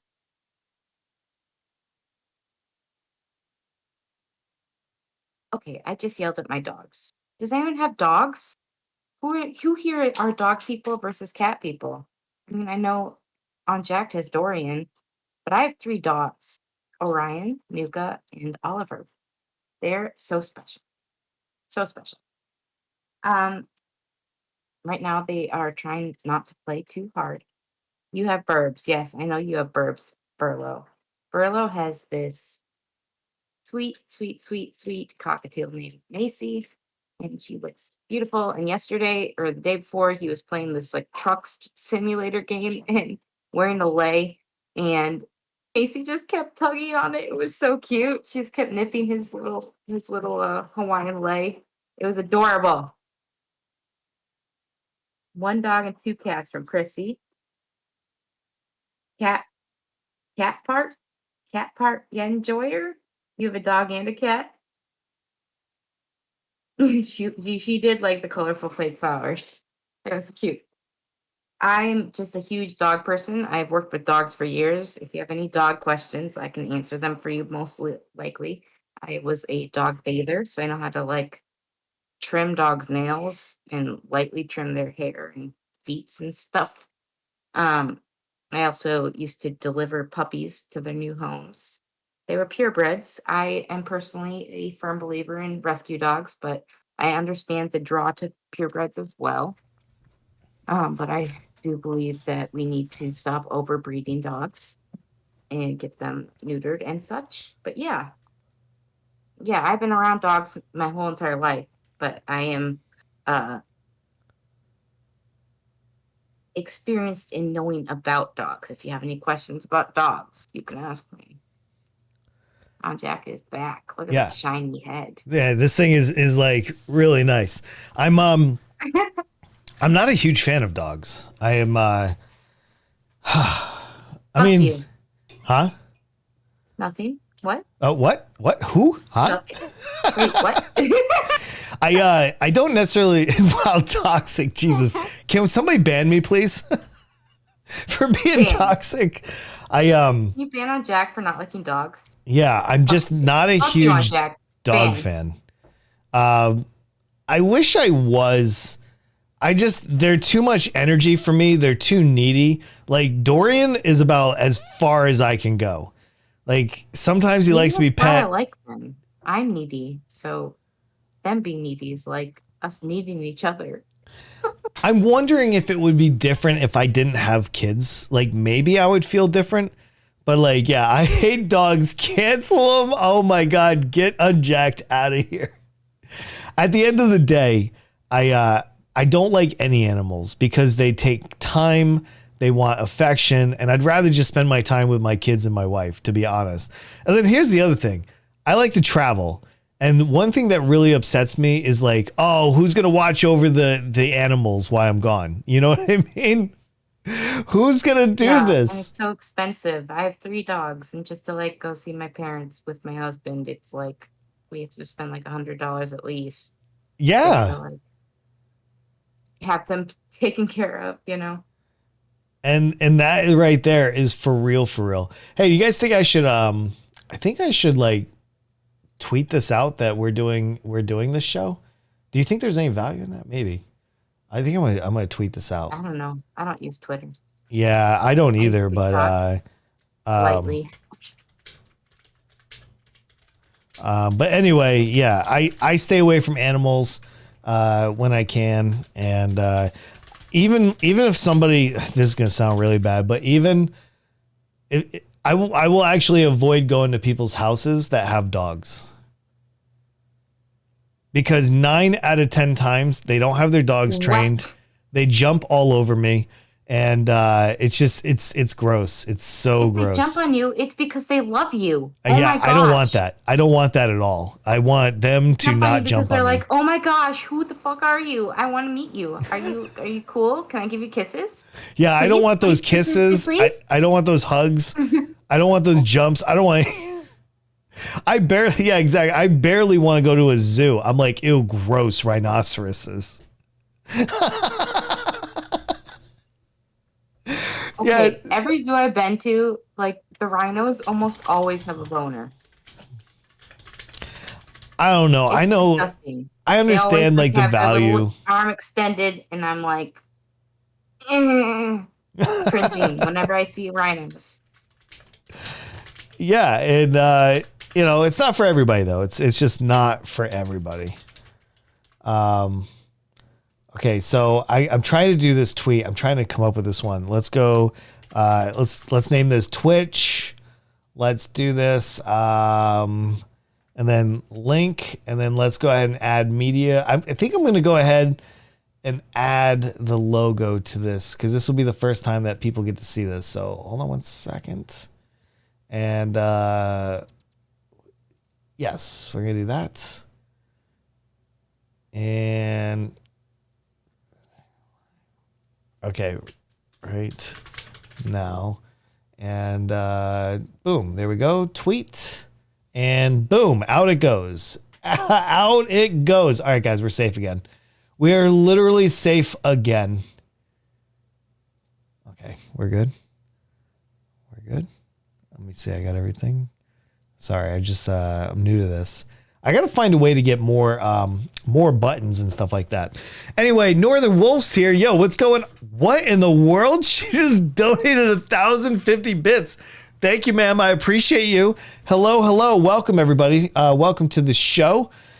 Just to catch you guys up real quick. This is my first dry run of Critically Unjacked, which I plan on doing this every Tuesday and Thursday going forward. Thank you so much, Northern Wolf. I appreciate you very much. I hope you're well as well. Dory will be high. Yeah, Dorian's always high to the moon. He loves his catnip too.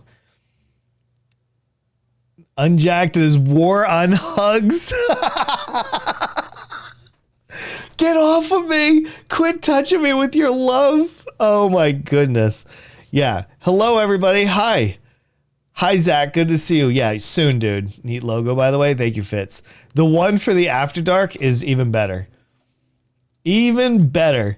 No. I did notice, but I was in the middle of reading something, so I didn't have like the instant reaction, but thank you so much. I appreciate you. Non-fake is taking over. I know, right? The biggest turnoff you've ever seen. Yeah, this is the dry hump. This is everybody's good, hopefully. This is non-jacked. Non-jacked. Jesus. Where you can't jack off. Exactly. Non-jacked. Well, tonight I'm hoping to do Unjacked After Dark. So I need to do the same rooms again in my Discord for Unjacked After Dark and basically copy everything that I've already done. And then people will be able to submit. But it is going to be 18 plus, just so everybody knows. Can't sound like a challenge. Emo edition. One day I'll wear the eyeliner on stream. I can talk about 18 plus topics. Oh, about emo? Emo? Well, I can talk about emo too all day, every day. Oh. I can talk about 18 plus stuff all day, every day. Yeah, 18 plus stuff is going to be a lot of fun. It's all right, Zach. You can still come along. I won't tell your parents, all right? I'm just saying 18 plus so that way Twitch is like, be good, Unjacked, all right? Yeah, exactly. Like, most of you guys are in your 20s anyway, so you're fine. Nonfic, I'd just like to, while you're here, how's life? How's your new streaming? For everybody that doesn't know, real quick, I'm going to give you a quick shout out. Nonfiction is a streamer here on Twitch. I've been able to play Goose Goose Duck with her quite a bit and other things as well. She has recently transitioned to try other categories to grow her presence and maybe practice a little bit on how to be a streamer. I want to know, how's that going for you? It's been really rough, actually.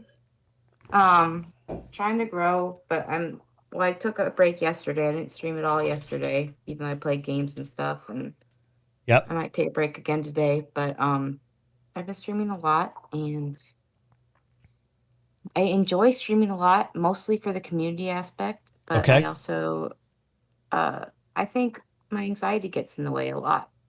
I have depression and anxiety, and depression doesn't seem to get in the way as much as the anxiety does, because the anxiety makes me think like things are happening that aren't, and like makes me miscalculate things, misspeak, and stumble over my words.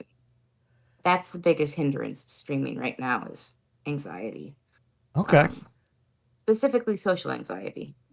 It's just like, I think people are talking about me. I think people are thinking certain things about me, and I misspeak a lot. I trip over my words a lot.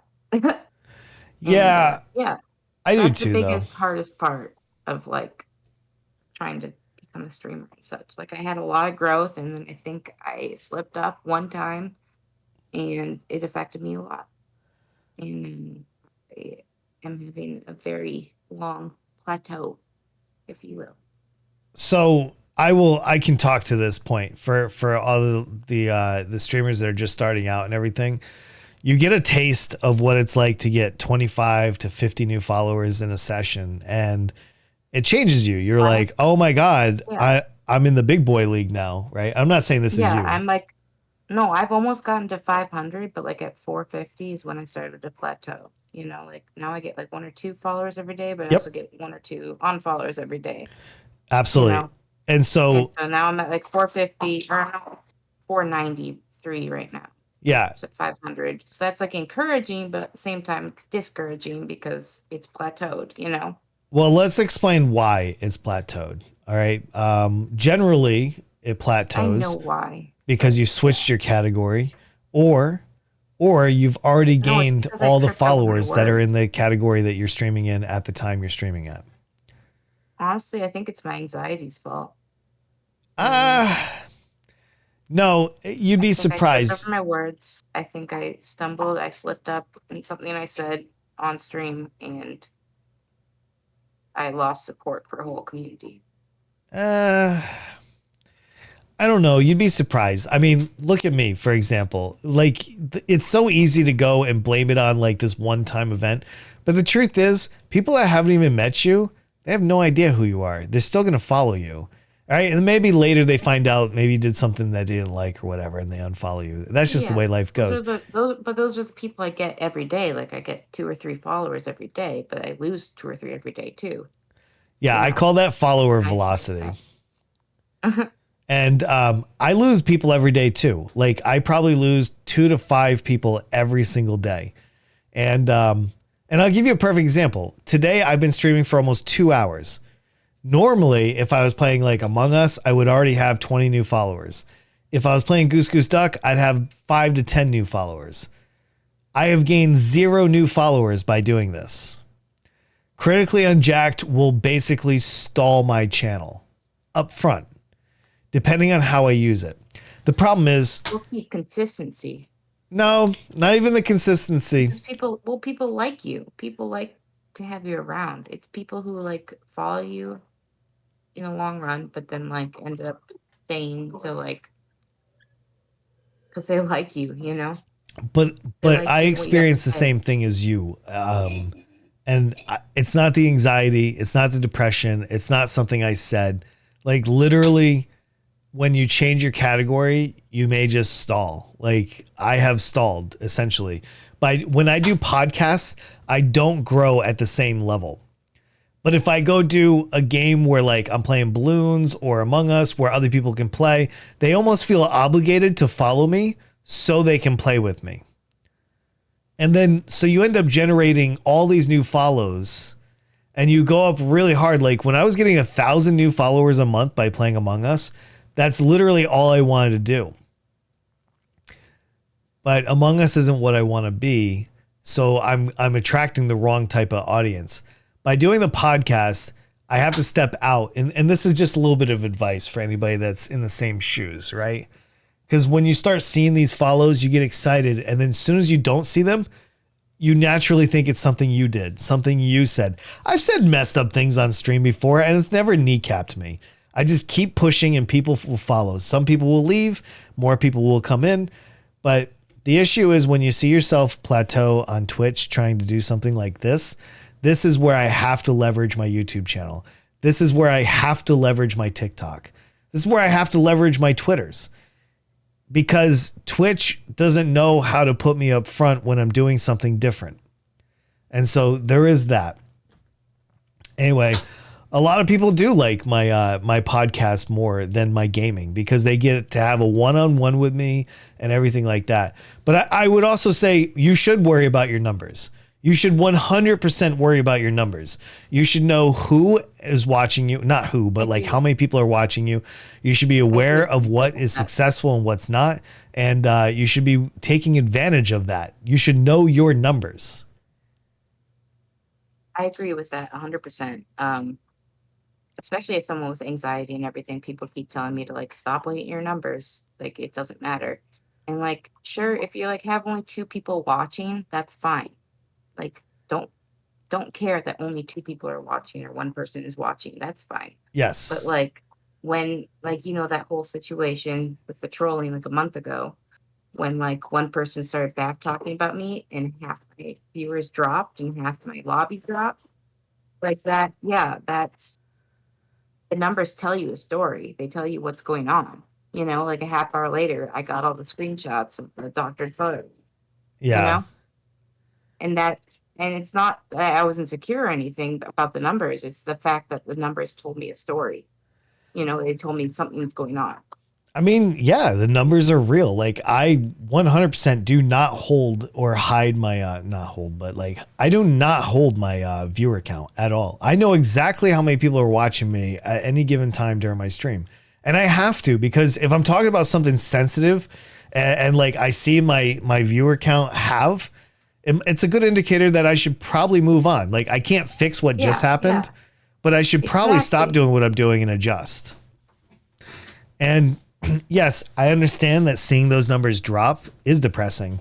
You know, it's really depressing when you only have like 100 followers and you wake up and like 2 of them unfollowed you. That hurts. But I will say once you get to about 1,000, doesn't matter. It literally doesn't matter. I watch people unfollow me all the time and I just think to them, like 200, it didn't matter to me, like I'm almost at 500 now and it's still like, if 1 or 2 people unfollow, that's fine. Like, oh no, I it just still don't have bothered me at content they want. 500. It doesn't bother me anymore. Like, I mean, I would love you to stick around, but if you don't, like, to each his own, But yeah, like the numbers tell a story. Like, especially when there's like, big drops. Yeah, no, absolutely. I do think that there's value in numbers. I think most people know this. One thing that I'll show you guys. I do get discouraged a little bit when there's only 1 or 2 people watching, but that's like more. I didn't promote. I didn't schedule stuff like that, and I can't schedule because of my health. But yeah, I think that's a big thing too. I know you've told me before, like schedule is a very important thing of growing as a streamer, where I just physically can't right now do Yeah, a schedule. and that's fine. But it's, I mean, I wish it wasn't so, but yeah, it's fine. It is what it is. But yeah, I get discouraged when I see like only 1 or 2 people are watching, but at the same time, that's different than you're playing and you have 30 viewers, and then all of a sudden, out of nowhere, half your lobby just leaves without saying anything, and Yep. half your viewers just leave. Yeah, I think that's very real. know? Yeah, that told me a story. I said like to the lobby, I think something's happening. I think something's going on. And they're like, no, it's just in your head. And then like 10 minutes later, I got screenshots of these doctored photos. Absolutely. Berlinator, and thank you very told me a much for that story. tier 1. Thank you. It let me know that something was going on in the back, like behind the scenes, Yeah, no, absolutely. Absolutely. I mean, you gotta know your numbers. I'm putting my numbers up top just so you guys can see them real quick, because I do want to talk about it, but I also want to talk about a couple other things too. And in particular, one that I like to think about as well. And I am reading the chat just so everybody knows. I've read your chats. I don't necessarily go full speed into the chat unless I'm gaming. But yeah, hopefully you guys will be able to see it. I will get the full episode up on YouTube as well. But, Unjacked After Dark is going to start in probably about 9 hours from now. It's probably something I'm going to do between 9 and 11 p.m. Live on Twitch, just so everybody knows. I think that's going to be the looseness of it. But yeah, I do notice you guys. One thing that I will say is having a realistic view on like how many viewer Andy you are. And what I mean by that is I'm not Ludwig. I'm not Hassan. I'm not XQC. I'm not Shroud. I'm not any of those guys. I'm 43 years old. I'm a bald middle-aged dude that happens to have a little bit of a personality. I got an average studio, and I have somewhat reasonable takes. Realistically, I probably tap out on Twitch at like 50,000 followers and maybe a 1K viewer Andy. Like that's probably like the max. No matter how hard I push, I think that is realistically a 5-year window. That is where I end up. And I think it's really important to have some level of appreciation of who you are, what your goals are, and where you think you'll end up. If I happen to be bigger than that, that's awesome. But I think the reality is knowing your limitations, knowing what kind of show you are capable of putting on. I know where I stand, and I accept that. I think having an unrealistic version of like, I'm going to the top, I'm going to be in the 0.001% of Twitch. How do I not have 50 people watching me? I think it's crazy. And I get it too. Like sometimes I think to myself, how does this person have more people concurrently watching them when I'm right here? Why do they not know me? And that's the thing. They don't know me. They've never been exposed to me. And that's the hardest thing. So just a little caveat to you guys. Don't get wrapped around. I bust my ass on Twitch putting out like, I think top tier content. Literally, I still struggle to get people to watch me. Like in the last 30 days, let's go to a month. In the last month on Twitch, you can see I've streamed about 70 hours. I took a little bit more time off this last month or so because my kids are off school and I want to spend time with them. Hi, Dorian. Good to see you, buddy. Hey, Dorian finally joined us. I got your tail. All right. In the last month, I had one banger of a stream. I had 110 concurrent viewers. Oh, no. This is from March 31st. This is from Among Us. That's not in the last 30 days. Let's stay up here. I've only gained 238 followers in the last month. Normally, that would be 250 followers per week. Per week. I'm at 25% of what I was doing 6 months ago. Yeah, you can compare. No, you can compare channels if you want. I'm not trying to compare anything. I just want to show the other streamers that it's okay. You can compare with me if you want, like compare like. Yeah, no, I don't want to make it into that segment. I just want to show like even when you get larger, it's going to be the same. You're gonna stall, and I don't want you guys to get wrapped up. Huh? Can I say something honestly? Yeah, go ahead. I think Among Us is dying, and people are trying to figure out what the next big thing is. That's 100% true. Yeah, and I think that's why the viewers are dropped more than like you were saying. Like you usually get like 25 new followers each time you play Among Us. I think it's more people are trying to figure out what the next Among Us is to follow.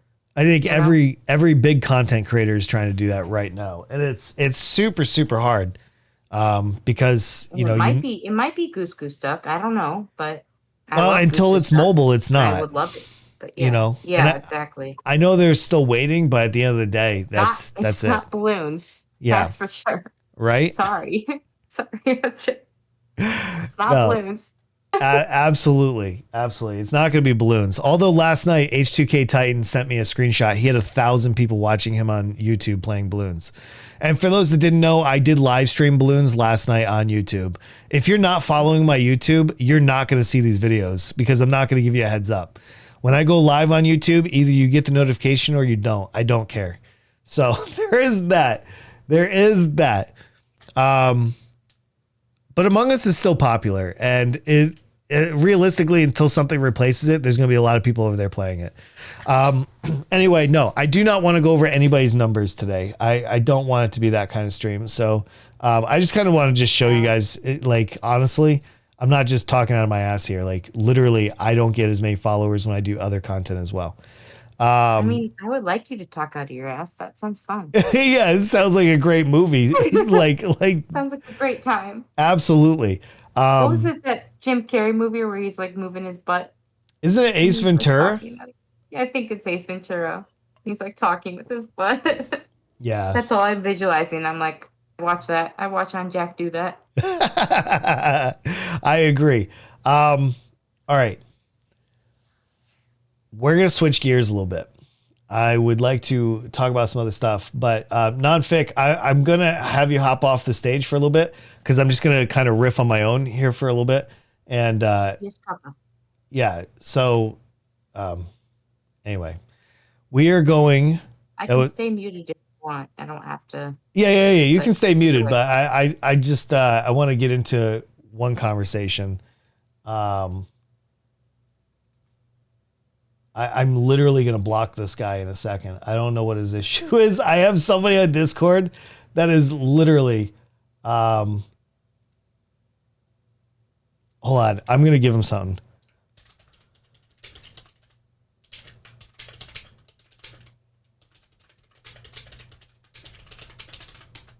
There. I don't know why this person is trying to call me so bad in the middle of this. I don't know. But anyway, there is that. That was a good movie. Yeah, Ace Ventura was pretty good. It was a long time ago. Where the plans for Unjacked After Dark. So the plans, I'll go through this real quick. So Unjacked After Dark is just going to be like talking about topics that are a little bit taboo for like daytime and stuff like that. This is where we can have deeper conversations about like the adult stuff. I'm also going to get super baked. We're going to talk about drugs. We're going to talk about sex. We're going to talk about rock and roll, whatever it is that you guys want. But it's definitely not going to be like for safe for work necessarily. Not that we're going to be watching porn or anything like that, but we're going to talk about a lot deeper conversations. We're going to talk about a lot more taboo items, I think, and just have a place where people can talk. I don't know if people are going to like that or not, but we'll find out. And if you guys have suggestions for either one of these shows, I'm willing to get some feedback from that. Like, I want to make these podcasts worth tuning in for. I want somebody to go to YouTube a year from now and watch the entire 3 to 4 hour session of this. How Gary can't pick up girls? No, unfortunately, he's going to have to figure that out on his own. But yeah, that's something that he's got to learn. But yeah.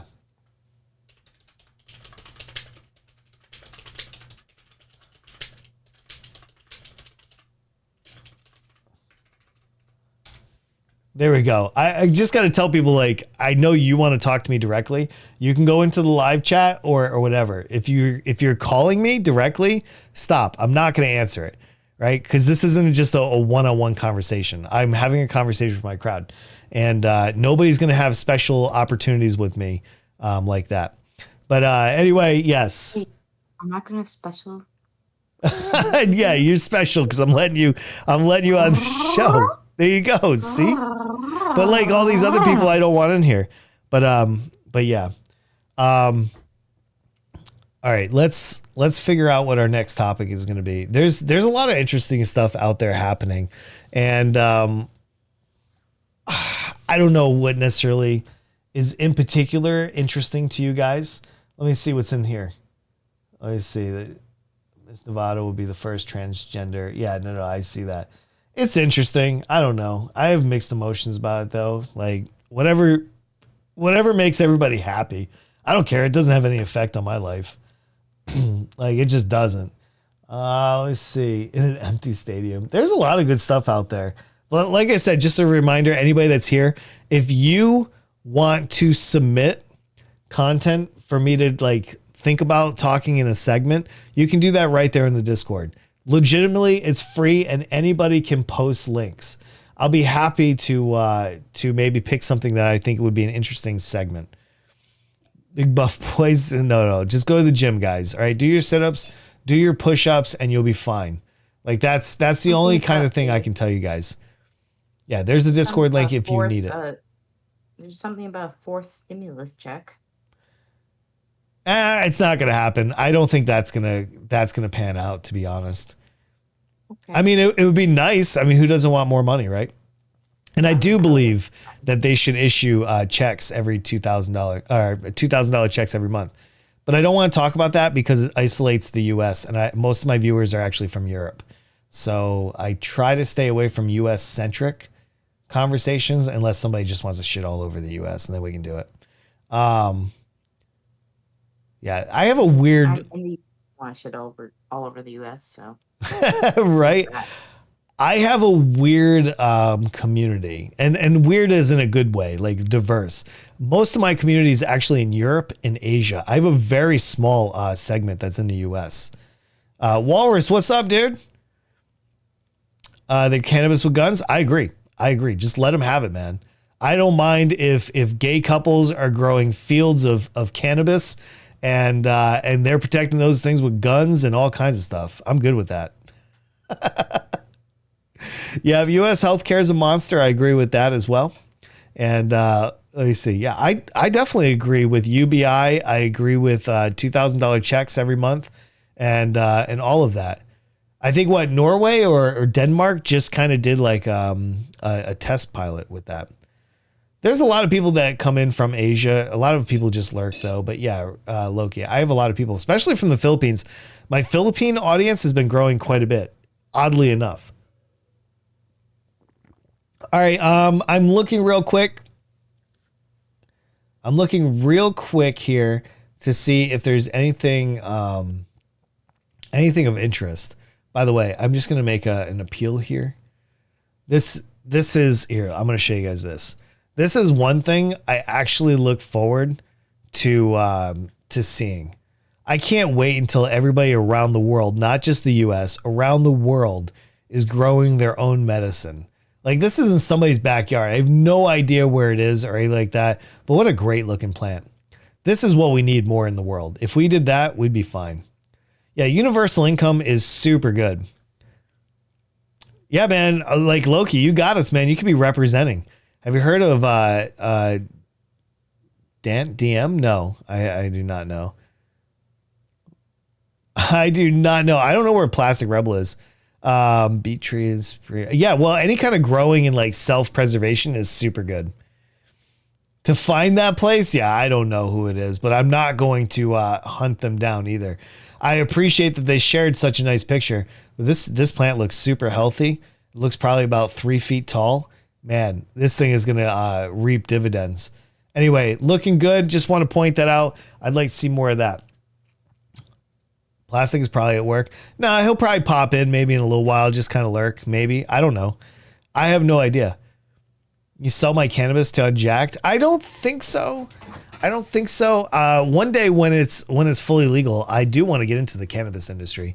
I don't know if I have anybody that works in the cannabis industry here in my chat, but that is definitely a goal of mine. I'd like to move out to the West Coast and maybe get into like some genetics and stuff like that, and maybe take some of that. But yeah, so there is that. Doesn't know much about Minecraft YouTubers. No, I don't know anything about that. I don't care about Minecraft at all. I don't find it interesting. Sadly, I think it's a good game. I think it definitely is good for a lot of people, but for me, it is one of the most least interesting things I could do with my time. Rico, good to see you. Hello. But yep, absolutely. I don't know. So I think, Canada and Mexico just legalized recreationally for their entire country. I think a lot of countries are taking note. I can't go back to South Korea or the Philippines unless they legalize. If they don't legalize, I'm never returning. I have no reason to whatsoever.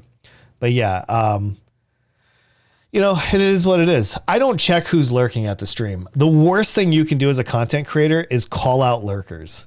That is something I absolutely do not do. I never look to see who's in my stream. I will not press that little button that shows me who's watching, just because lurking and being called out for lurking is that right there will reduce your audience faster than anything else. As soon as somebody's uncomfortable because they can't just lurk, they will literally leave your stream. So whatever you do for the content creators out there, don't look. Just don't look. It might be tempting to go and see who's watching you, but I'm telling you, if somebody calls me out when I'm lurking on their channel, not only will I leave, but I'll probably never come back to watch you. This isn't something I'm yelling at Chrissy. This is a really important thing that a lot of smaller content creators need to know. Do not call out your lurkers. It's the fastest way to cut your audience than doing anything else. So I have a rule of thumb. I don't know who's here. I don't want to know who's here, and I will never call out lurkers. And you guys should do the same thing. As you're learning how to stream on Twitch, you guys have to know that that's important. I talk to my chat, and then if there's like a mod lurking, I'll say, "Are you here? Are you here?" If they don't answer, I'll just leave it alone. Yeah, I won't even do that. I literally won't do that because I don't want. I don't know. I think it's just easier not to do that. I don't call it lurkers at all. Like, they usually just send a lurk and they're like muted on the site or whatever, and that's fine. And just leave it at that. Yeah, Like, leave it. If they say they're lurking, they have more important things to do right now. Right. Just appreciate their viewership. Oh, no. You should just appreciate their viewership. And this is why I don't look. Even to see what mods I have, like if I say, hey, do I have any mods here? And I see some swords come up, I'm like, all right, I got some. If not, I just handle it.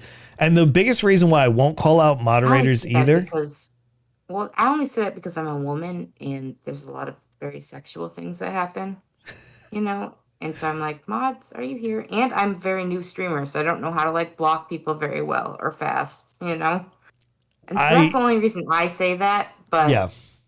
I get it for people who are more well handled on the situation to be able to just ban, where I can't do that. It's just time. Do you watch? Can I ask you a question? And just so everybody's aware, this is not the Unjacked and nonfiction show. I don't plan on having people on panel all 4 hours. This is just, we are having some interesting conversations, so I don't mind it. But I do want to ask you, as a new female streamer, and I know that your husband is also a streamer, but do you watch larger female streamers to see how they handle what you go through? Well, I've asked advice from SG Vigilante before. But she doesn't even use a cam, so I haven't really asked advice for anyone who uses a camera. I've asked advice from her from like what to do with like stalkers and like people who are like, I call them puppy dogs. They kind of just follow you around and are like super lovey-dovey with you. Yeah. And just how to react to them, like, because I don't want to ban them. They're just being sweet, but they're also kind of obsessed, Yeah, I would also.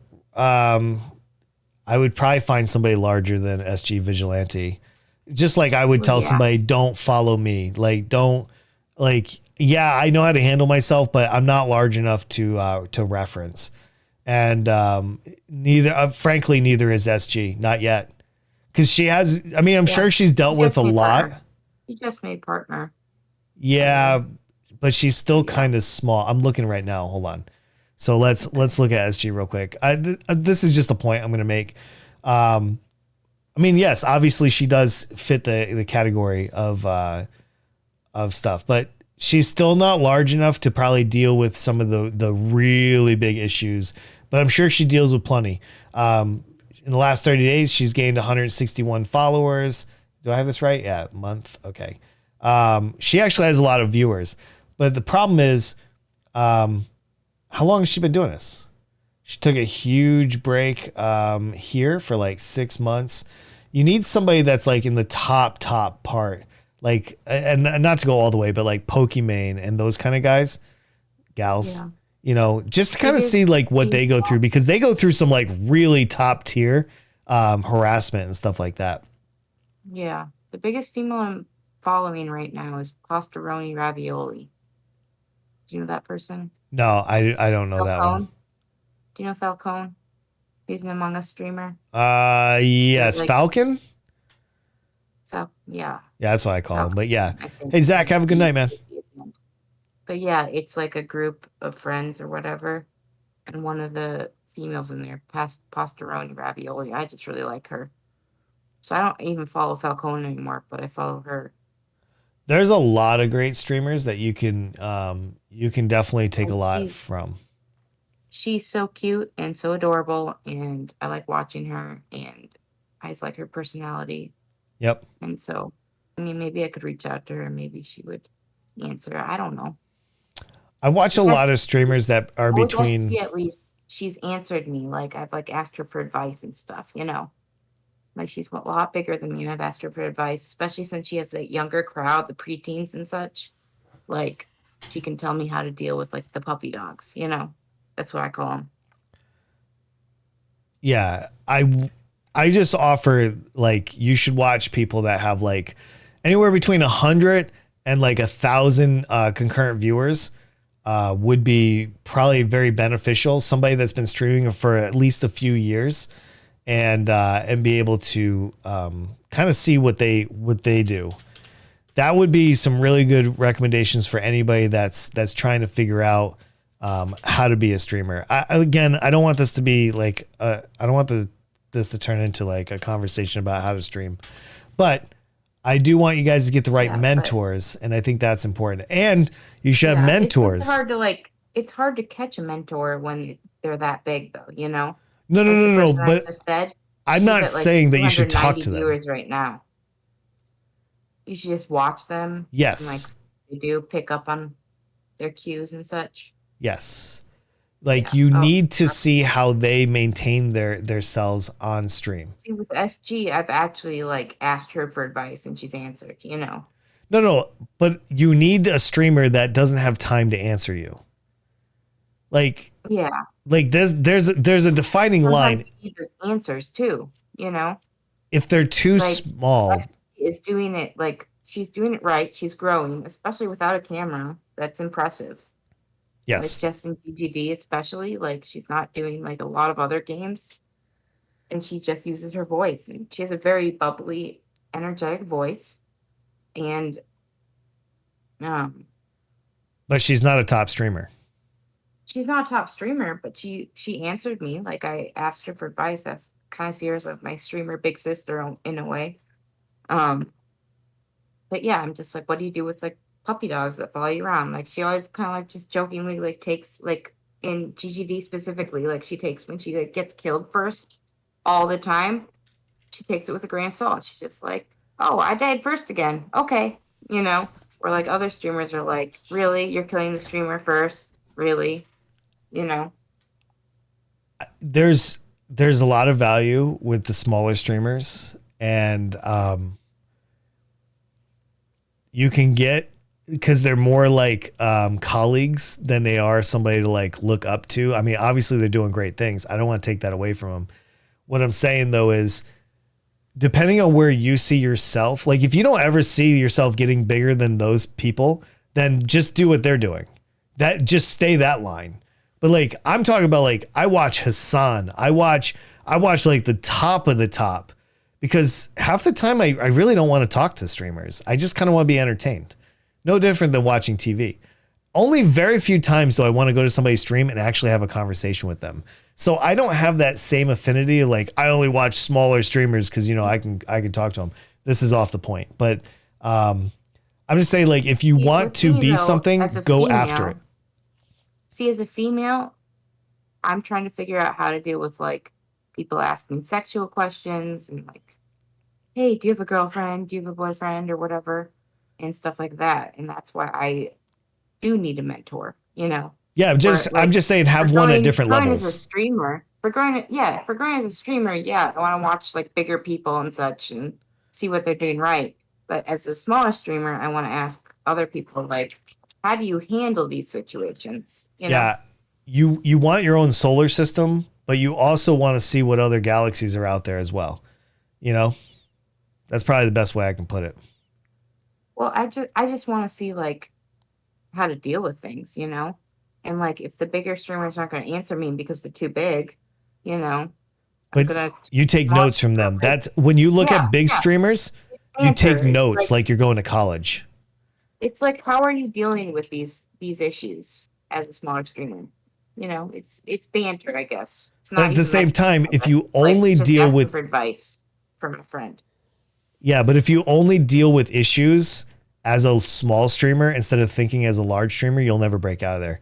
Like there's lots of messages in my chat, for example, I'll just skip because they're stupid, you know, and stuff like that. So anyway, I'm just saying for a lot of you small streamers, find somebody that's right above you that you can engage with, that you can talk to. I have plenty of those. I have a lot of people that I can reach out and have a conversation with, but I look at the very large content creators because that's what I hope to be one day. And they handle things very different. I handle things very different than somebody that's just starting out today versus somebody that's much larger, you know? So yeah, Plastic Rebel is a good example. He's much larger. I like that. So there's that. Hey, Berlinator, thank you so much for that tier 3 sub. Jesus, dude, to Plastic Rebel. Thank you so much, man. I did not see that. Lanky, good to see you. How are you? Welcome. Welcome to everybody that's just coming in. We're doing a dry run of Critically Unjacked, and it's a pleasure having you guys here. I can't believe you just gifted a tier 3. Absolutely ridiculous. I love it. Thank you.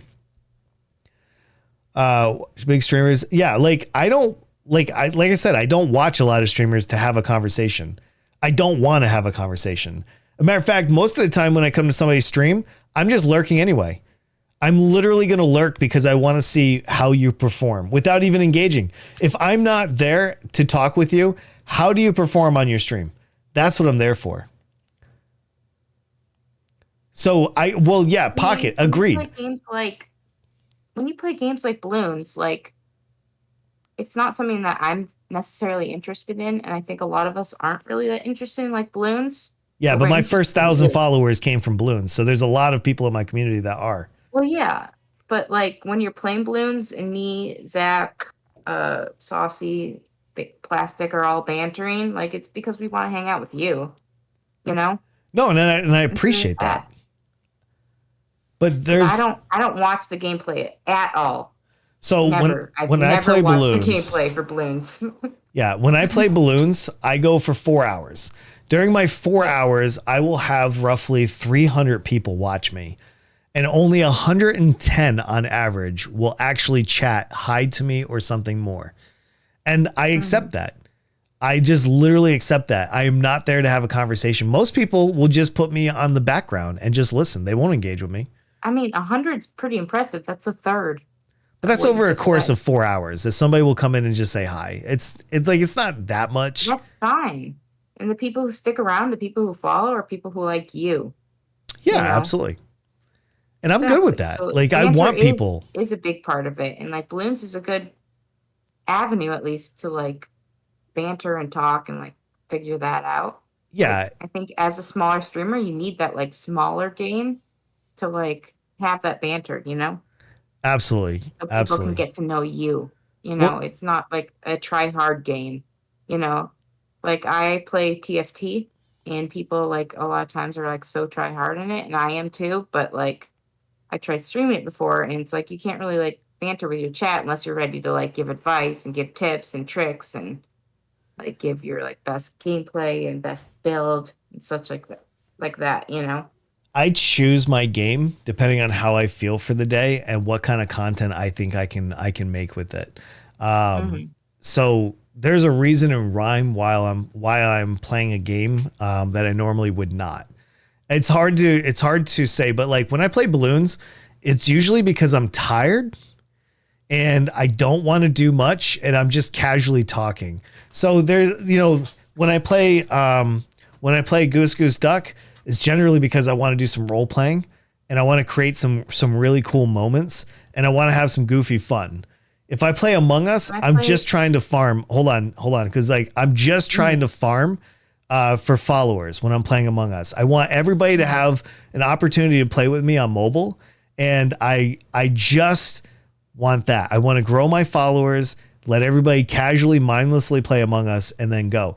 When I do this, this is more about creating epic content that I can cut up and I can use on other platforms and have an adult conversation.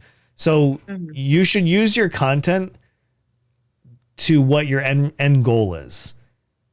That's Yeah. my thoughts. When I play Goose Goose, it's like to gain community and hang out with my community. You know, when I do my art streams, it's to grow my community. When I do other games, it's just to test them out, usually. Like I do Subnautica, Raft, things like that. And those are usually there's like two viewers, and that's fine. Um, but yeah, those are just like to just feel out like, do you want to watch me play this game? Phasmo, I feel like people are in it for the jump scares, but at the same time, oh, Yeah. Uh, sorry about my dog.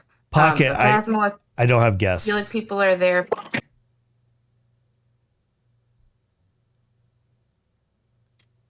Sorry about my dog. I'm sorry.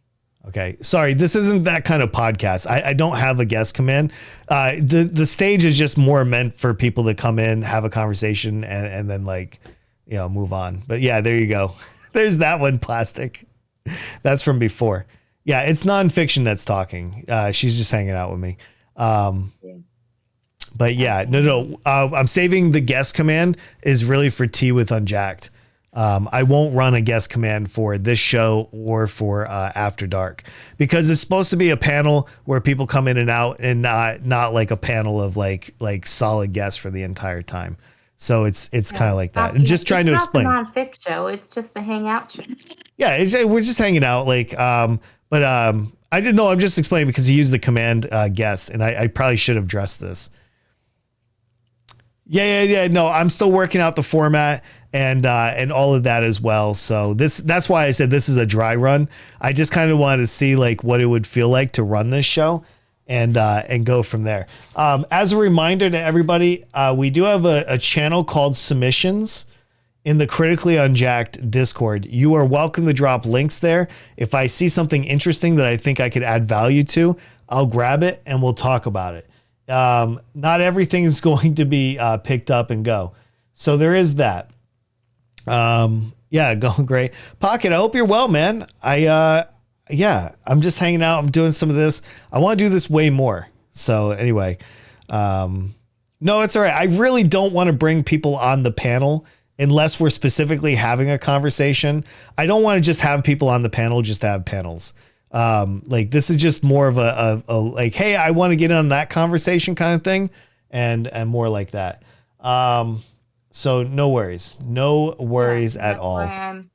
that's why I'm muting on muting as needed. Just like I'm here, but and I can chime in, but I don't need to be here if you don't want me here either. Yeah, no, it's okay. I just as long as I'm not getting like stopped in my mid thought, like Yeah. I'm good. Like I just don't want to like have the And flow that's why broken. when you're like, while you're in like the middle of a paragraph or sentence, or you said like you were gonna like put me out for a second or whatever, Yep. I'm like, I'll just mute for a while, I, you I'm know, I- I'm good enough and to then just I say, hey, chime hold in on a like second. 10 minutes later, you know. Absolutely. But I am going to go use the restroom real quick. This tea is going through me like crazy. So, Hey fam, it's the nonfic show. Nonfic yeah. here, she queer, she ready to slay. I'm here. I am bisexual. That's why I said I'm here. I'm queer. I'm ready to slay. On Jack's going to potty right now. It's gonna shower you up, Uncle. Oh, my dog is being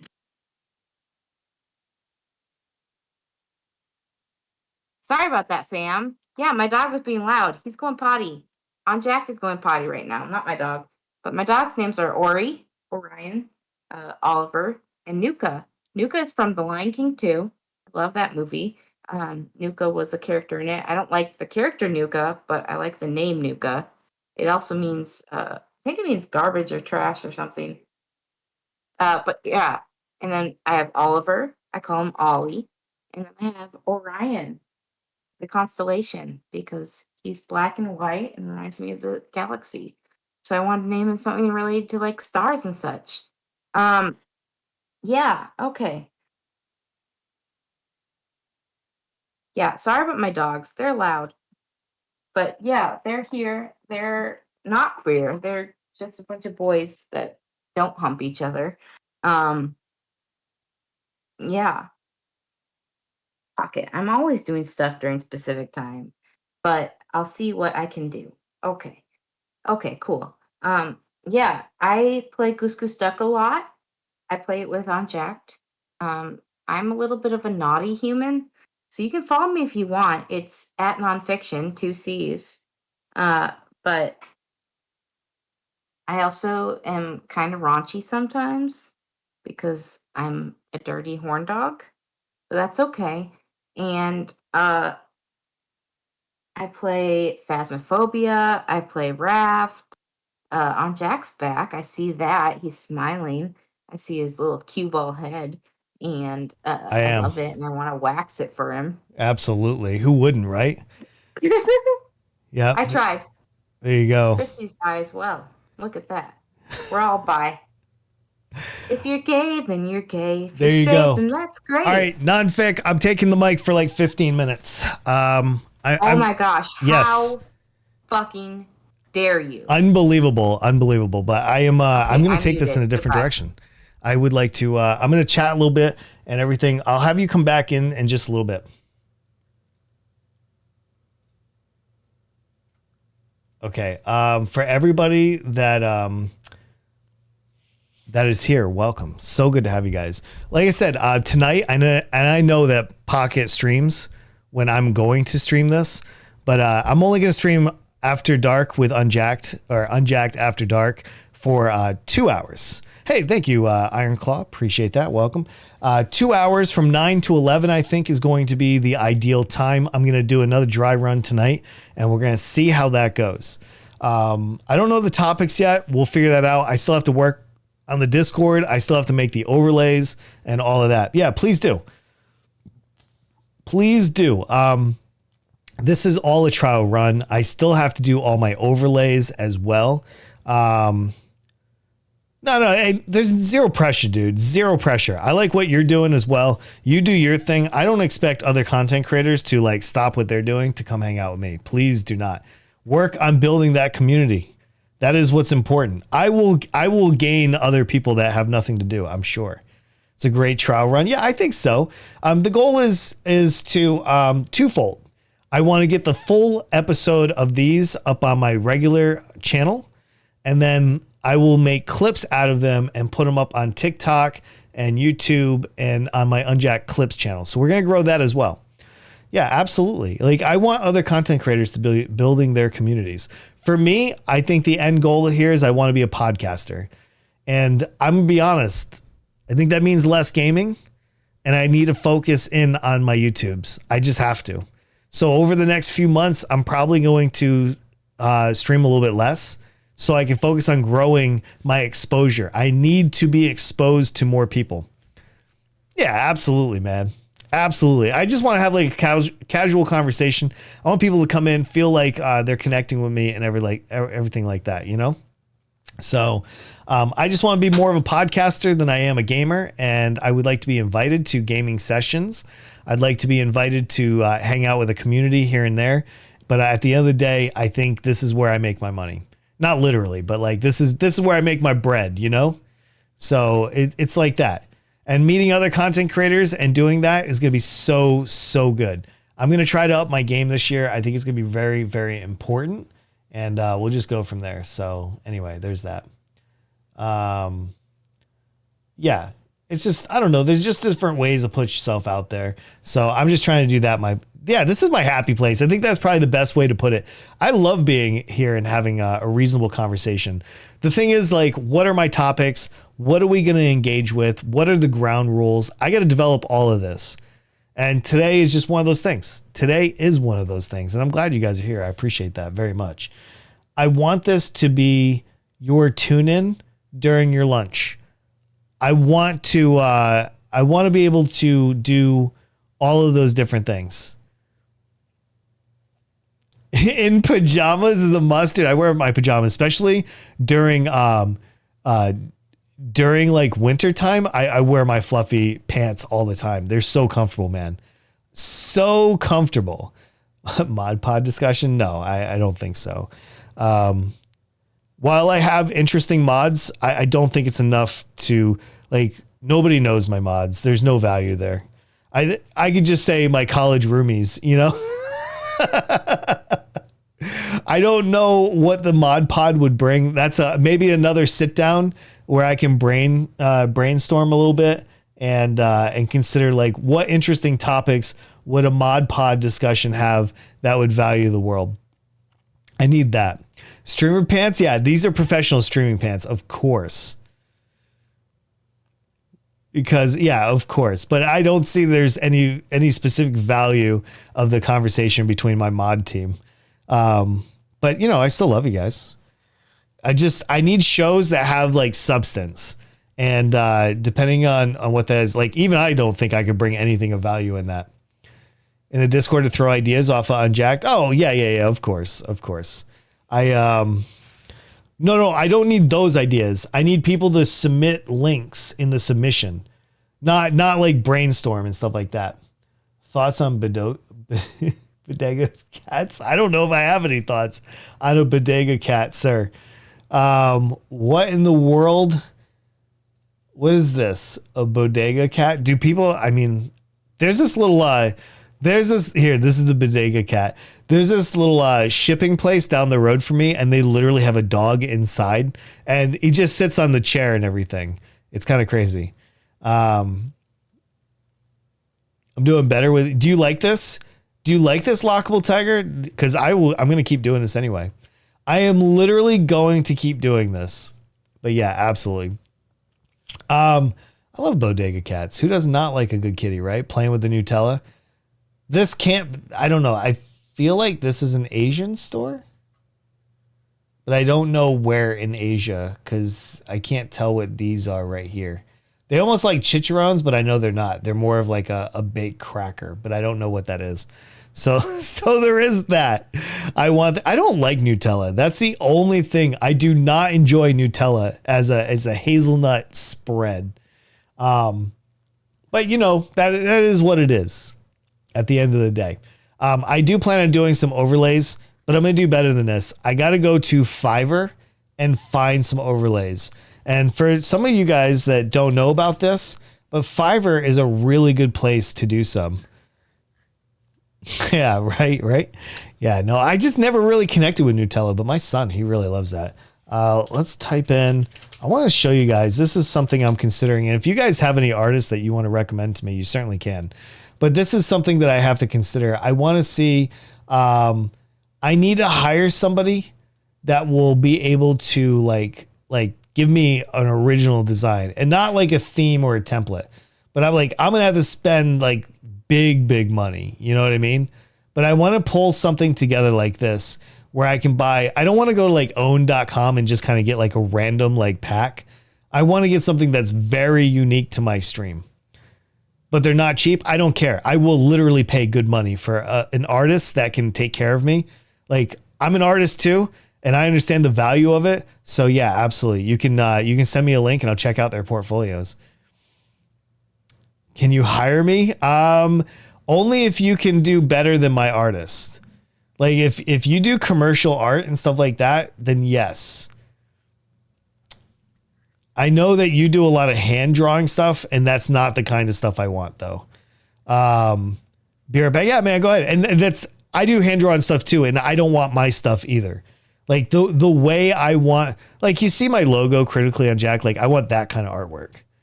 I want more commercial type artwork and not like not like the home drawing stuff. It just doesn't feel right for my channel. But yeah, I'm doing great, man. Thanks for asking. What's up, Gingerly? Good to see you. And Gingerly was last night at my live on YouTube. Thank you, man. I appreciate that as well. But if obviously is in the mail, but I no, like, you know, there's like different flavors of art for a channel. Like I want mine to be like a commercial, like almost like a Helvetica font, you know, like very commercialized and everything like that. Like I don't want anything that's hand drawn. Like any emotes that are hand drawn, I will not use on my channel.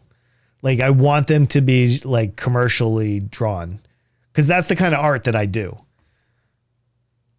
Yeah, you were at my live, of course, man. But so there's still value in it. I still think it's awesome. It's just I don't want that kind of vibe for my channel. Whenever you're doing Unjacked After Dark, you can make your browser and other stuff dark mode. Yes, I will. I will not flashbang anybody. Like I know this is flashbang. Actually, why is this not? Hold on. I have dark mode on and I don't know why it's not showing this. Hold on 1 second. Where's my dark mode? I gotta find my stuff. You guys can't see this, but yeah, let's go to live. I'm just gonna big talk here, and then I'm gonna see where my dark mode is. Where's my dark mode? Dark. Hold on. Dark mode right there. Dark reader. Let's go. Wait, why is it not showing? Literally not showing. What is going on with this? Settings. I'm sorry, I forgot about the whole. I may do this later. I don't know why that extension is not on though. Why is that not on? Extension and themes, extensions. Let's manage it. Dark reader should be on. Manage permissions. Contribute. On. Allow. Oh, because wait, was it because it was private? Yeah, I think so. All right, I think I fixed it. Let me look real quick. Hey, non-fic here. Unjacked is working on settings, so I'm just gonna fill the airspace. I got it. We're good. Lovely presents. Okay, bye. I fixed it. There it is. I fixed it. All right. Let's see. You lost yours. That's all right, dude. There's no worries about that. I gotta get some more tea after, but all right, we got dark mode on. This is what I'm looking at. I want to find somebody with a portfolio. Hold on. I don't know if that's copyright. No copyright, no DMC, no DMCA, no DMCA, no DMCA. All right, let's not do that. But so I need to find artists that have stuff like this. What's that? It's already there. It's already there. You're too late. What? You're too late. It's already there. What is? Hurry up. Your DMCA. Oh, my DMCA. Yeah, there's that. I'm sorry. I wasn't sure what we were talking about. Absolutely. Absolutely. Appreciate that. But this is what I'm after. So I'm going to do these kind of overlays. I got to find some artists. Thank you for anybody that sends me some links. I'd love to check them out. I'd like to find one artist that can do the entire package though. So I don't want to just find like an artist that can only do a logo. I need them to be able to do the animations, be able to work with me, be creative with me, and all of that. So, but yeah, I'd prefer to do this kind of podcast versus gaming for sure. Person is generalist. That's all right. Thank you. I appreciate that. Thank you very much. I appreciate that. I will check all the Discord messages here in just a little bit. Yeah, I mean, but it is kind of important that they understand Twitch and they understand what they're designing for. So I will probably lean more into somebody that has like overlays and animations specifically for Twitch than somebody that's never done it before. But there is that. There is that. Yeah, I will check the submissions from time to time as I see a need to pull from the audience to get a segment for sure. Absolutely. And all of that. Okay, so we got everybody. Hold on 1 second. Just looking through. All right, everybody's good. So, I'm not planning on going the entire distance today. We should probably talk about that as well. I plan on only doing like a 3-hour podcast. We can go a little bit more than that. If there's a certain segment or topic that you guys need to talk about, we can definitely do that. So, totally up to you guys. Let's go into the submissions. Let's see if we can grab something else. Snoop Dogg. Yeah, I know you love Snoop Dogg. I sent you something about him. Yeah, this is interesting, right? It's Snoop Dogg is always interesting. I haven't read this, so I'm not sure what it's about. So I'm probably not gonna go through this right now. But Me either. I just sent it to you because you love Snoop yeah, Dogg. no, and I appreciate that. I'm going to go through a lot of these submissions, and I'm going to read them in its entirety, and then we will have a conversation. And I don't want to do that live on stream, so that's fine. I just wanted to. I'll send you some more over time then. Yeah, absolutely. You guys can just fill this in at any time you see something interesting. On Tuesdays and Thursdays, we will pull from these. We will create actual segments. Today, I had no intention on doing that, but on Thursday, I will actually have like a table of contents a little bit, and we'll talk about very specific items. Where today is just more of an introduction to the room, how we're going to do this, what we're going to talk about, and all that. So there's that. Dude, we have talked about so many things already. Let's also get dark mode on this. Let me see. I'm trying to get there we go. We just got it. We got Reddit. Reddit is in dark mode. How many people here get upset with flashbangs? Can I ask you guys that? Do you guys really care if a streamer has a light? Like I do sometimes, especially at night if I'm laying with my wife and she's trying to go to bed, but I'm watching somebody stream and they keep flashbanging me.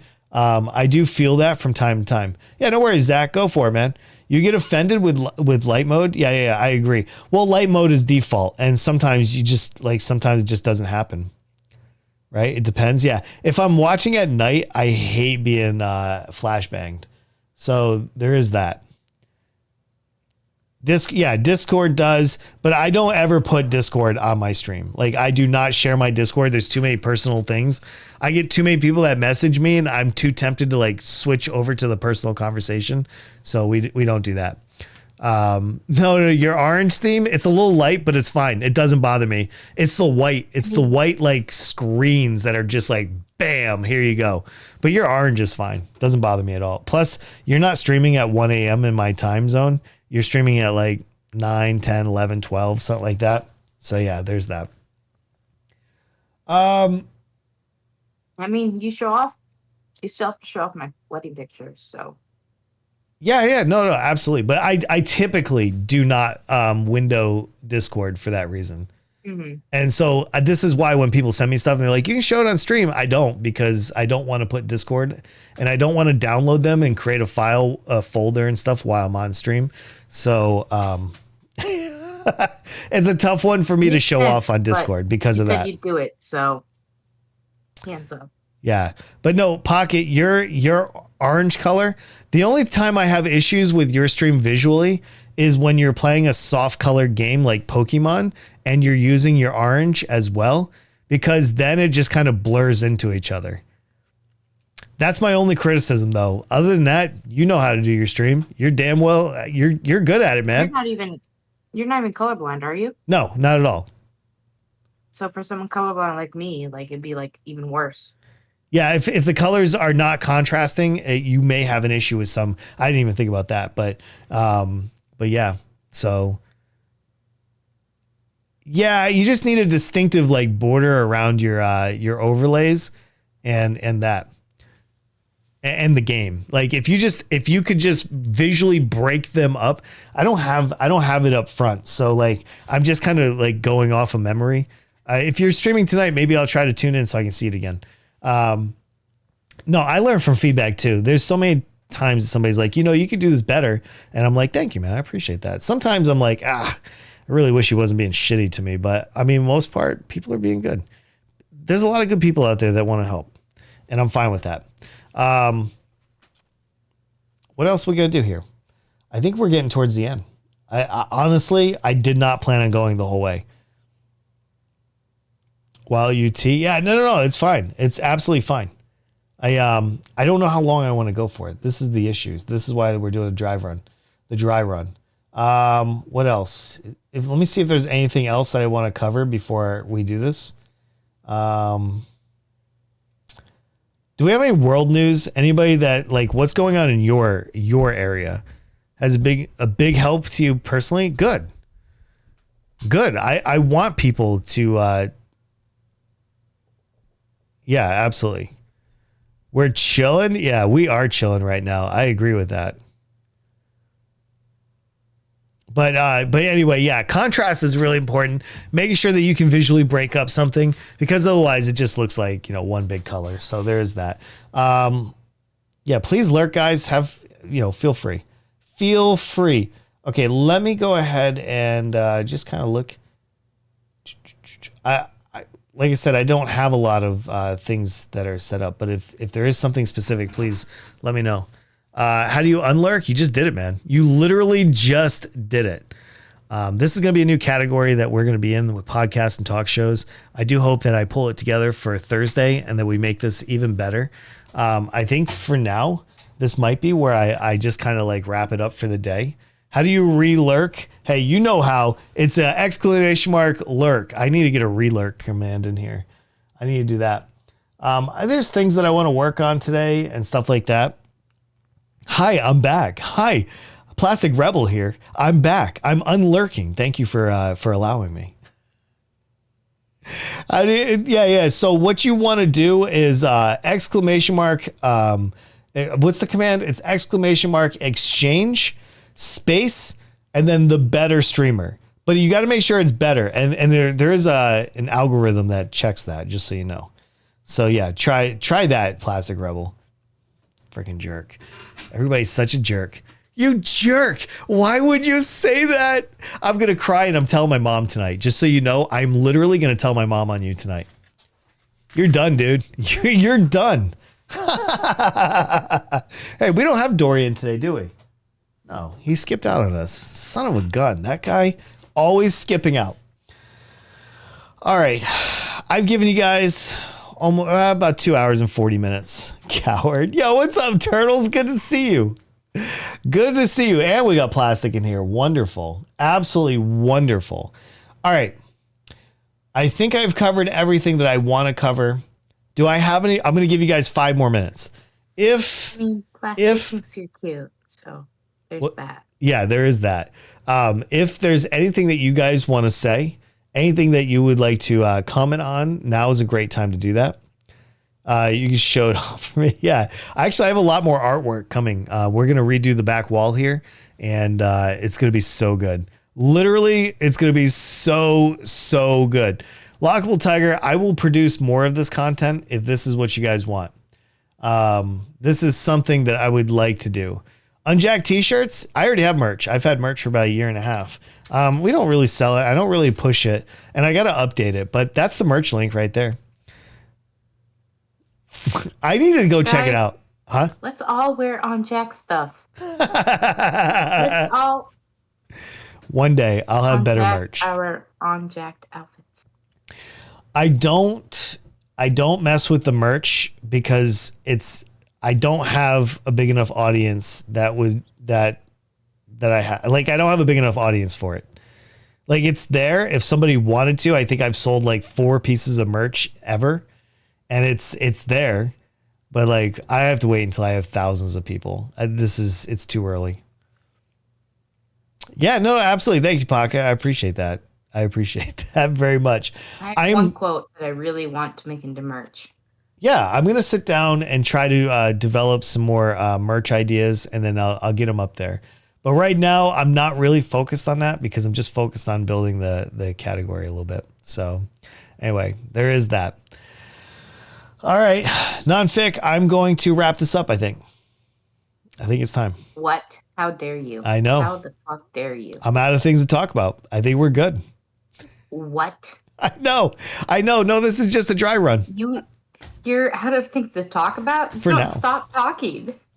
Yeah, absolutely. A sour apple. I know. I really like those colors too.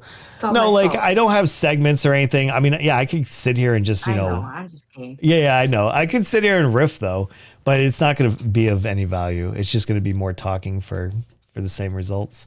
Only because I didn't have topics. Yeah, I don't like talking. Absolutely.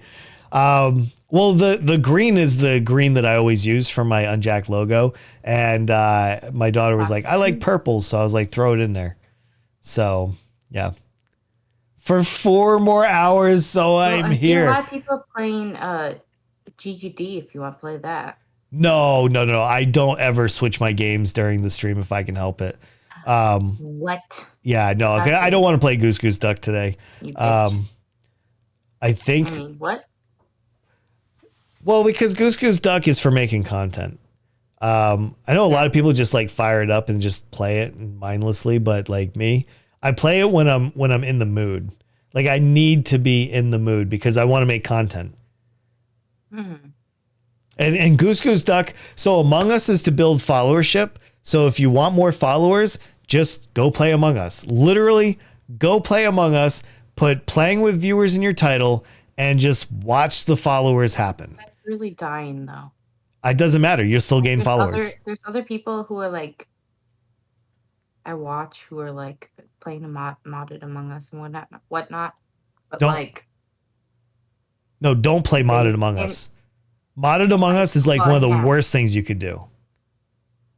Really? Yeah, because everybody in the room has to have mods. So if somebody shows up that just has regular Among Us, they can't play with you because they don't have the mod. Well, they can play with you. They just can't be like a special role. So they can't play with you. Well, they can't play with you. If they can't participate. Imposter, not imposter. Yeah, but I'm saying if you play modded Among Us, you'll get like 2 new followers. If you play vanilla Among Us, open the lobby up and just let people play, just using the text, you'll literally gain followers. But if you choose to do modded, you're cutting your nose off, spite your face. No, I'm going to go play Path of Exile, Chrissy. I'm not going to go spend time with the kids. Someone really popular who I was playing Mod Among Us with, but like they can't even fill a lobby anymore. Yeah, if you play with the public, you're fine. It doesn't matter about filling up the lobby. I'll literally put public on and just watch it fill up. With modded, I mean. Yeah, it's interesting, but that's how you want to grow if you really want the numbers, you know what I mean? Duck Lord is going to be playing later. I don't know who Duck Lord is. Oh, wait, are we talking about the Duck? Oh, Unjacked? Yeah. Unjacked, you need to know the Duck Lord. You would love his lobbies. Oh my gosh. No, it's not the Duck. It's different. Oh, the only issue is at night, like I get a lot of people who are like, hey, Jack, do you want to come out and play? But I'm like literally playing with my guild right now in Path of Exile. You know, I've told you I need to like send you some Discords. Yeah. It's mainly just the Duck Lords. Oh, I mean, I'm interested to meet people that are fun and awesome. Well, you have to meet him. You and him need to be friends. Okay. Let's be real. Yeah, I would love to. What are we playing tomorrow? I think we're either going to do Balloons and do the update 27, or we're going to play Goose Goose Duck. I haven't decided which one it's going to be yet. Let me see how I'm feeling in the morning.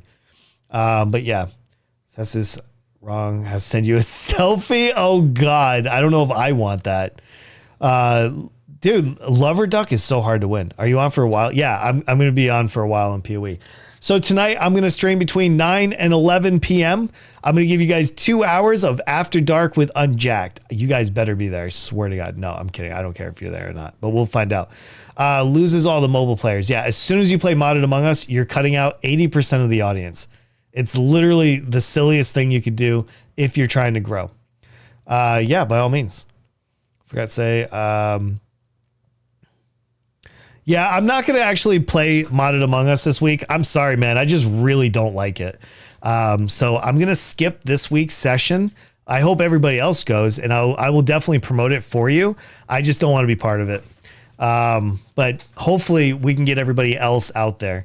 I'm just not into a Modded Among Us. I just didn't feel like I created very good content. And I don't know. It didn't really jive with my type of content, unfortunately. There was like There was no big moments. We were trying to still storm, but I just feel like it doesn't really connect with what I'm trying to do. Unfortunately, you know, I need to get balloons. Yeah, balloons is worth it, man. But we might either do balloons or Goose Goose Duck. I sent you updated. Oh yeah. No worries. I'll look at it later. I've been playing a bunch. Nice, dude. See, like Pokemon, I don't relate to Pokemon either. I think that's the problem with my age, not with the game. I think it's just my age. Yeah, I could never play Pokemon. Honestly, I really could not. I treat Pokemon much like Minecraft. So like when you're playing Pokemon Pocket, honestly, I'm just tuning in to hear you talk. I usually just read Reddit while you're talking. It's an age thing. It's an age thing, not the game or anything like that. Yeah, absolutely. What's up, little bit? Good to see you. Thank you very much. I appreciate that. Balloons. What's that? That's like me when you're playing balloons. Yeah, I like a lot of people.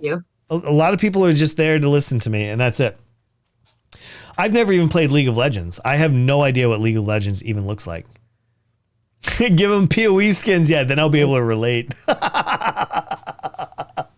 League of Legends is fine, but I'm bad at it, so yeah, I get yelled at. They say it's like one of the most toxic communities. I have no idea. I just don't know. Like for the most part, I've never really connected with communities. The only community that I think I've relatively connected with is Goose Goose Duck. Because generally I don't necessarily care about the community. Like, and I don't mean that in a bad way. I just mean like there's so many different personalities. Like I don't have the time to learn all the streamers and all of that. So like I focus on my community, but I don't focus on the gaming categories community. Goose Goose Duck, again, is the only exception to that because I actually play with other streamers. I talk to other streamers. I collaborate with them. So that is the only exception. But like, if you ask me, like, are you in the balloons community? No, I know hardly anybody in the balloons community. Just like I'm not in the podcast community. I'm not in the PoE community. Yeah, GGD is a little bit different. That's all. So anyway, those are my thoughts.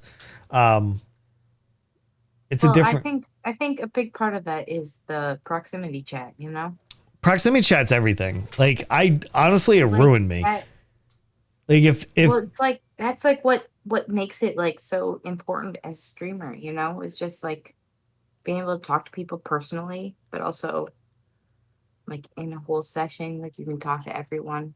But like when you're alone in a room with someone, you could talk to just them. Like it's helped me gain so many like relationships, you know? Yeah, but are you building content with it? To an extent, not like you. Like you're more content centered. I'm more relational centered.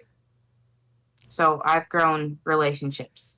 Yeah, but at some point you're not going to be able to handle those relationships. You can't have a relationship with every single person that you come across. Like you're going to have to make that transition eventually. Yeah, I know. Like relationships are going to keep you a 500 follower streamer. And I'm not saying don't have them. I'm saying like you're not going to be able to have that with every single person.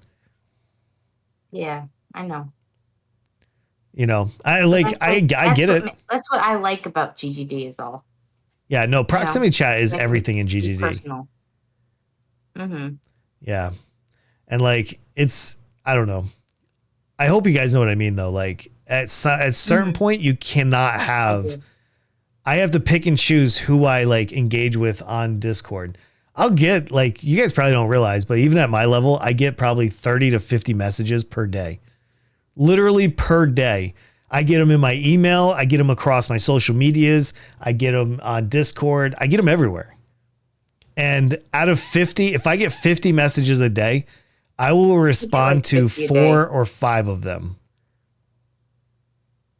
I get like 50 a day and I'm only at like not even 500 people.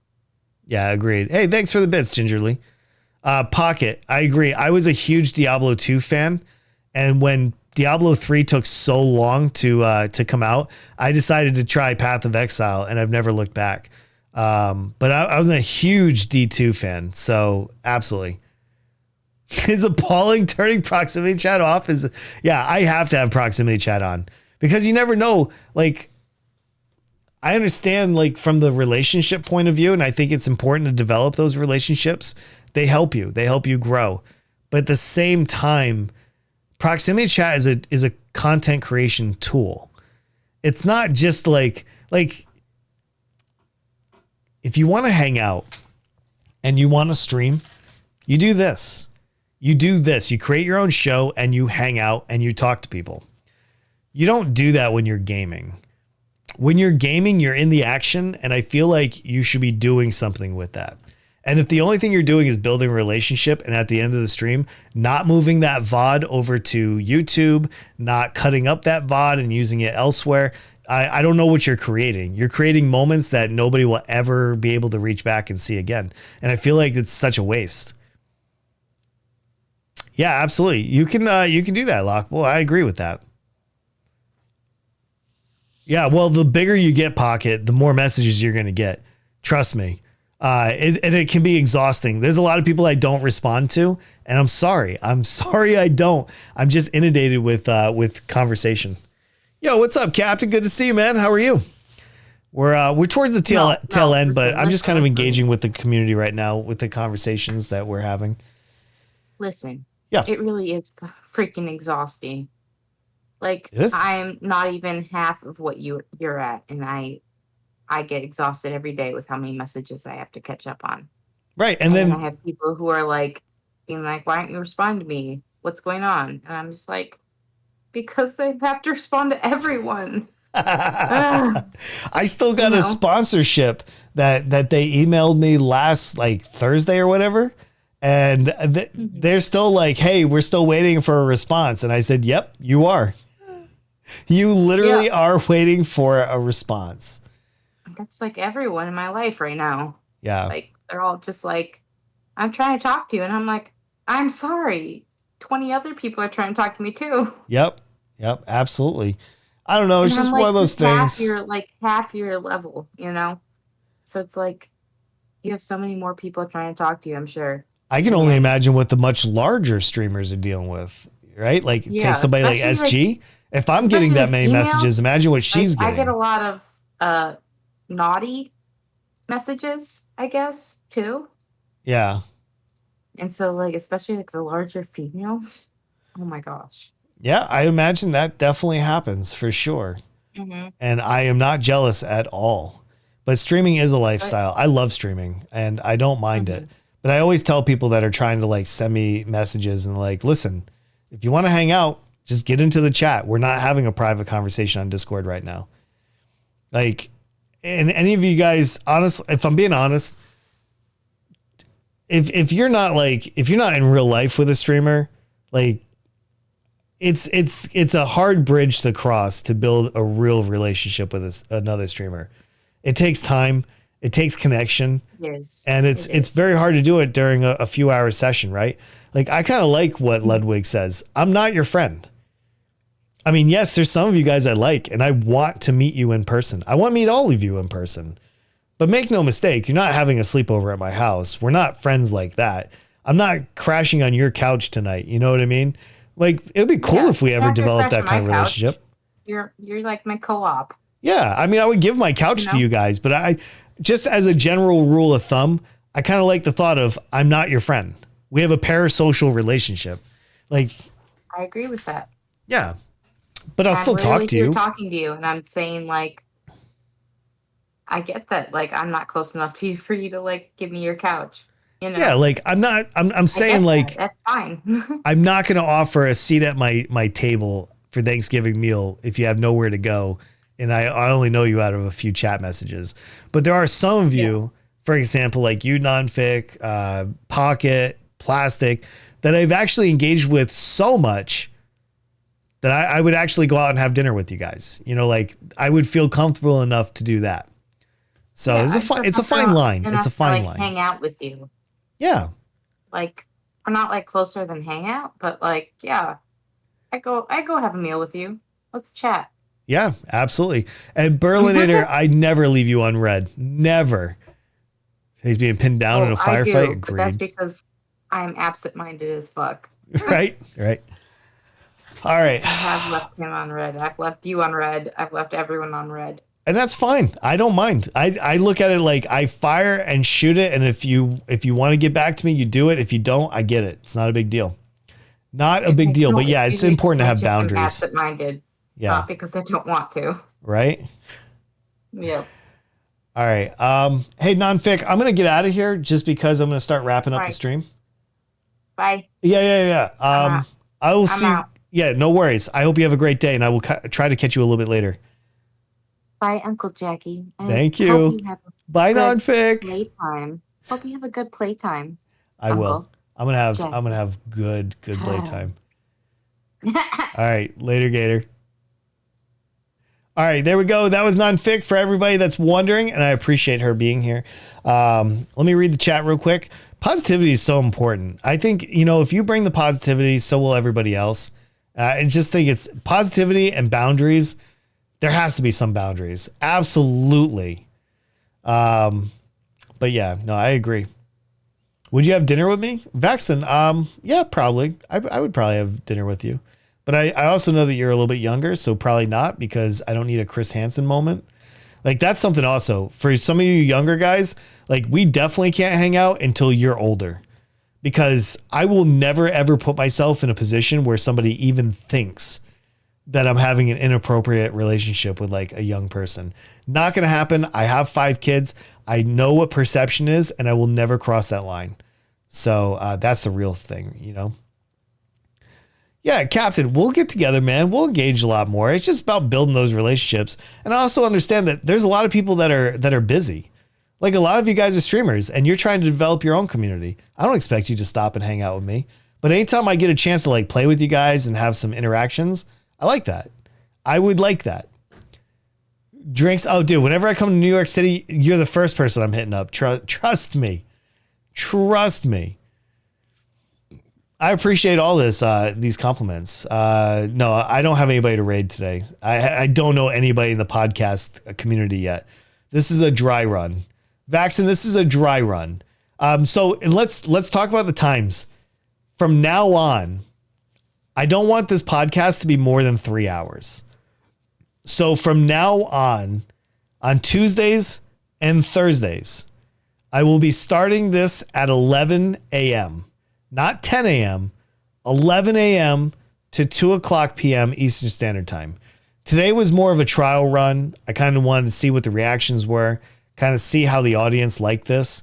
I don't need to do a 4-hour podcast. And since we are just over 3 hours, or about to be 3 hours, this is a good time for me. 3 hours is right. Would have dinner with you. Maybe. I don't know. Maybe. Thank you. I appreciate that, you guys. You guys are so kind. Yeah, like, for sure. We get together, man. Can you ping me on Discord? Okay, so this will be the last conversation I have.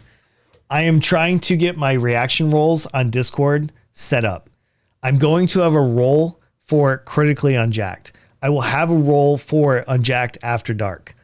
So I will start using the announcements to ping people that said they want to get the ping. So yes, the answer is yes. I am still setting up the role reactions, so you can go in and manage that yourself. If you want to get notified for XYZ, you go in, you click yes, and you get those notifications.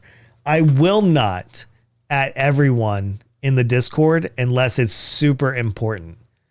So I at everyone maybe 2 times a year.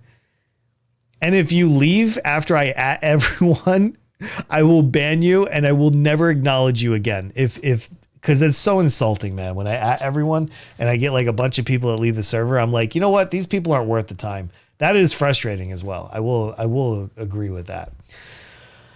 Okay, last takeaways.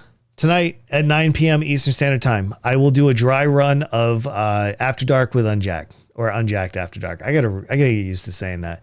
I want to design some of the overlays and stuff today, and we'll do that. Tomorrow will either be balloons or Goose Goose Duck. Probably balloons, because I'd like to play update 27 with you guys. Yeah, don't worry. Dorian will be there for it, Berlinator.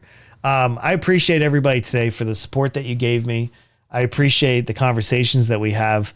I'm going to keep building the scaffolding of this conversation. to the people that deserve it. And that's what you should do. You should only donate your time to the people that matter. Wait a minute. Yo, what's going on, Captain? What's going on? So tonight we'll do that. Tomorrow we'll have a normal podcast with gaming, and then it'll be good. On Thursday we're going to do this again, but there'll already be topics. So again, if you want to submit, there is a submissions channel in the Discord. You can drop your links of things you want me to talk about, and if you want my reaction, you can do that. What is this?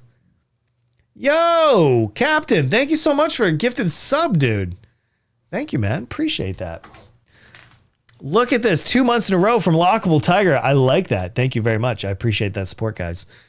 I am going to keep doing this. I hope that I can keep people interested enough. I'm a little bit nervous about going down this road because gaming is so much easier to build a community.